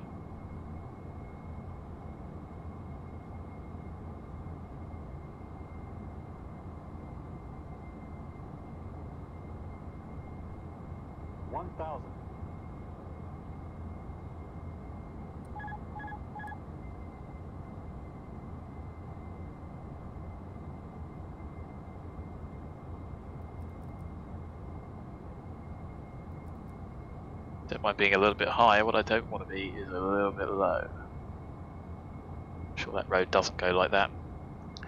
Maybe for these ortho tiles, I'll increase the resolution. Drifting, aren't we?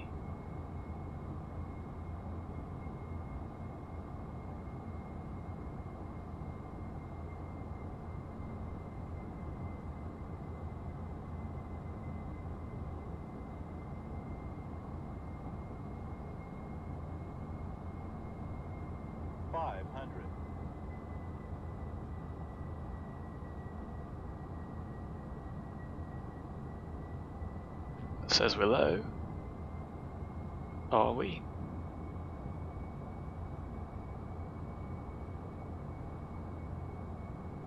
Fighting that all the way down. 50, 40, 30. Caution, terrain. Caution, terrain. Down we come. Come on. That'll do. That was a bit floaty. Yeah, we were never going to vacate there, were we? Hopefully this doesn't kill the aeroplane.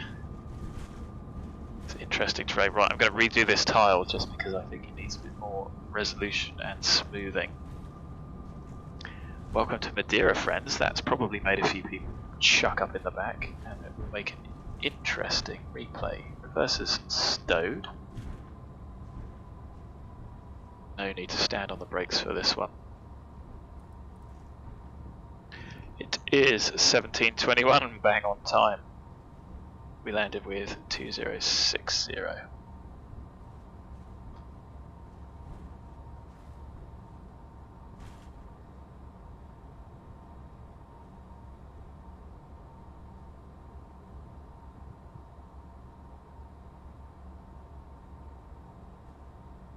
Might just park up over here actually. Have a look around. Find somewhere on the apron.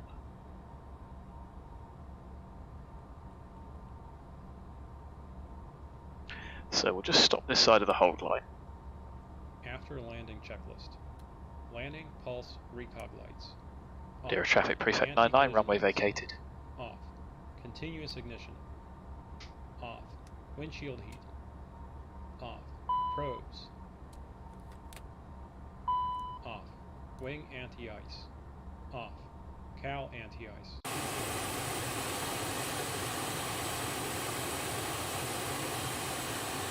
You'll have to excuse my cheating.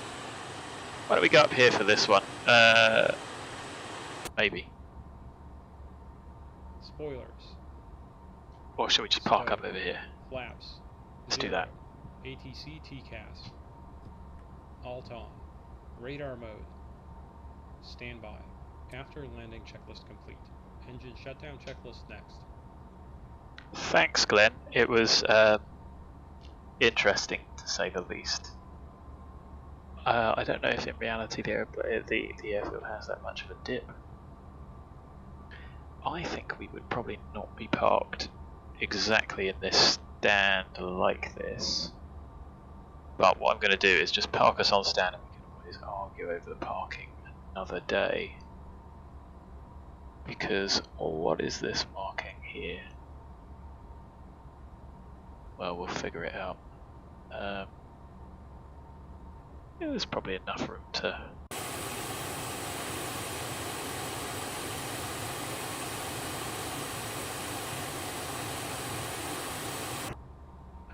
No idea what that is.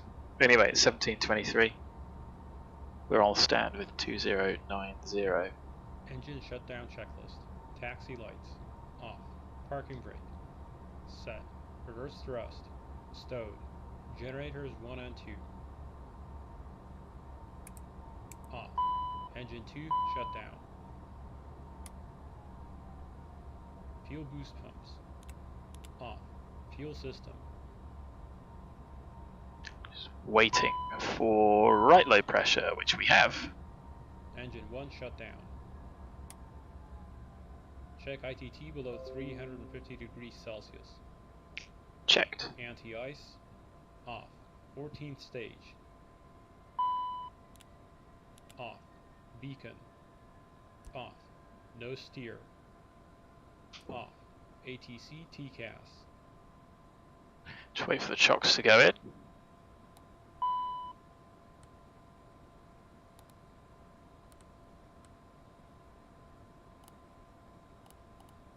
Oh, actually, I wonder if. Standby. Madeira 0. traffic, wide air 9. Parking brake at Sierra shop. Kilo is pushing back and starting up Madeira traffic.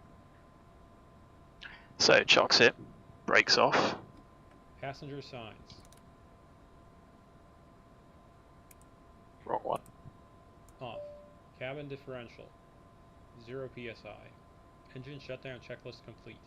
Securing checklist next. Right, let's get these packs picked up. Should have done it on the sat phone. Whatever. It'd be nice if they told us what Hot stand. Start Flight Support, Jenny speaking. How can we help? Please come and get. Of course, I'll have that over with you in a minute or two. Anything else? No thanks. Always a pleasure. Take care. So, 2 hour 40 flight time. Oh, thanks, Glenn. Worst real life landings here. Are you Simpson? You should see. I've got a great video of one of mine into shopping where there was a gust just as I flared. Managed to catch it, and it turned into a nice little settle. So, APU's running. Let's go secure up the outside. There's some Ryanair there. Earn your money coming into this airport. Pin. Oh, look at that. I know I cheated, but. And I have used, is it Sam? It's nice to have the marshallers, but that was a bit too buggy. I'd rather have a somewhat stable sim.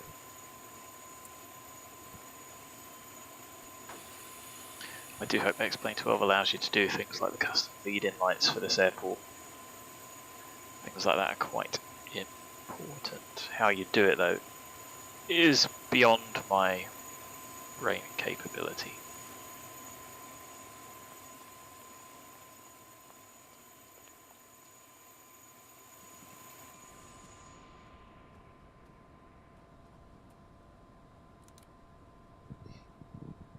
So, we are just waiting for the packs to offload.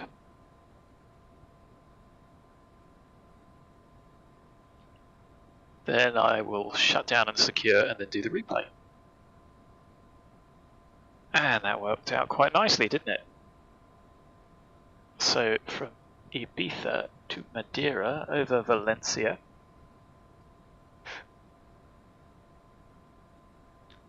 Over Seville, overhead Faro, and then all the way down to Funchal.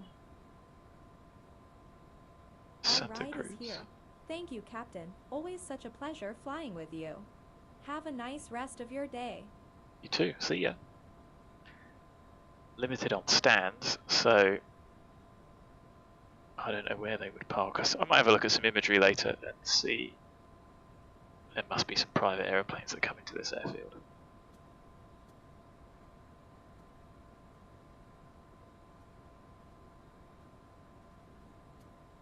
There's the Merc. Secure and checklist. Emergency lights. Off. AC/DC utility switch.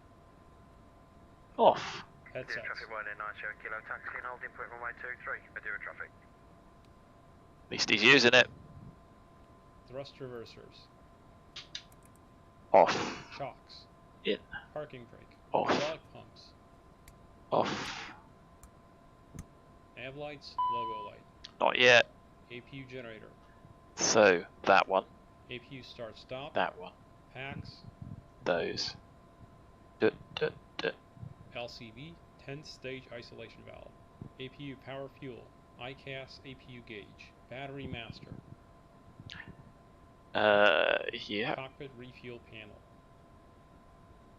Got loads of fuel left, but we'll need loads of fuel to get out of here. Service lights. Pins and covers. Done. Securing checklist complete. Happy. So, we're gonna go clock, clock.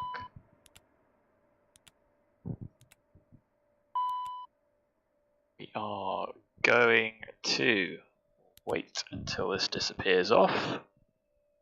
The nav lights can come off, although I suppose you could leave them on, as many people do. So when the battery comes on, they come on, and you know the airplane has got people inside it.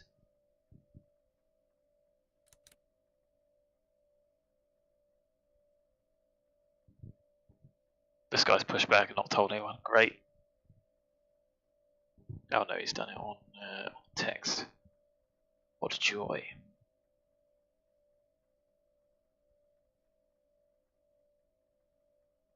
That worked out surprisingly better than I thought it would. So, just waiting down here for the APU gauge to turn off, which is the APU shutting down. For some reason, that's important.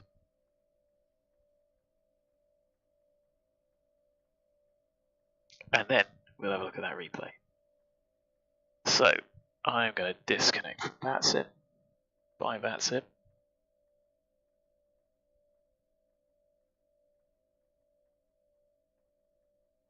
I think Volanta knows when you're in a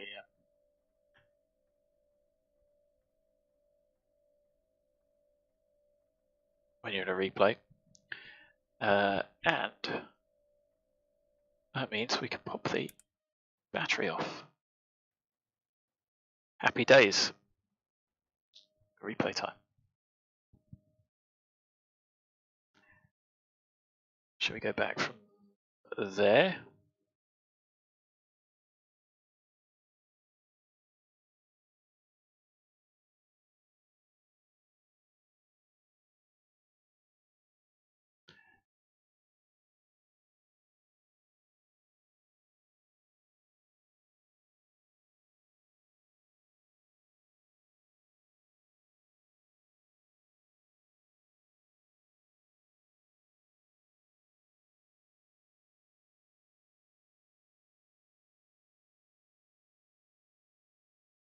What a greaser. That was pretty good. Even if I do say so myself. I thought that was really good. Especially with the wind floating about. Brilliant. And look, you can see the windsock twitching away over there. It is noticeable, you can feel it. Right, I am writing down. Redo these ortho tiles.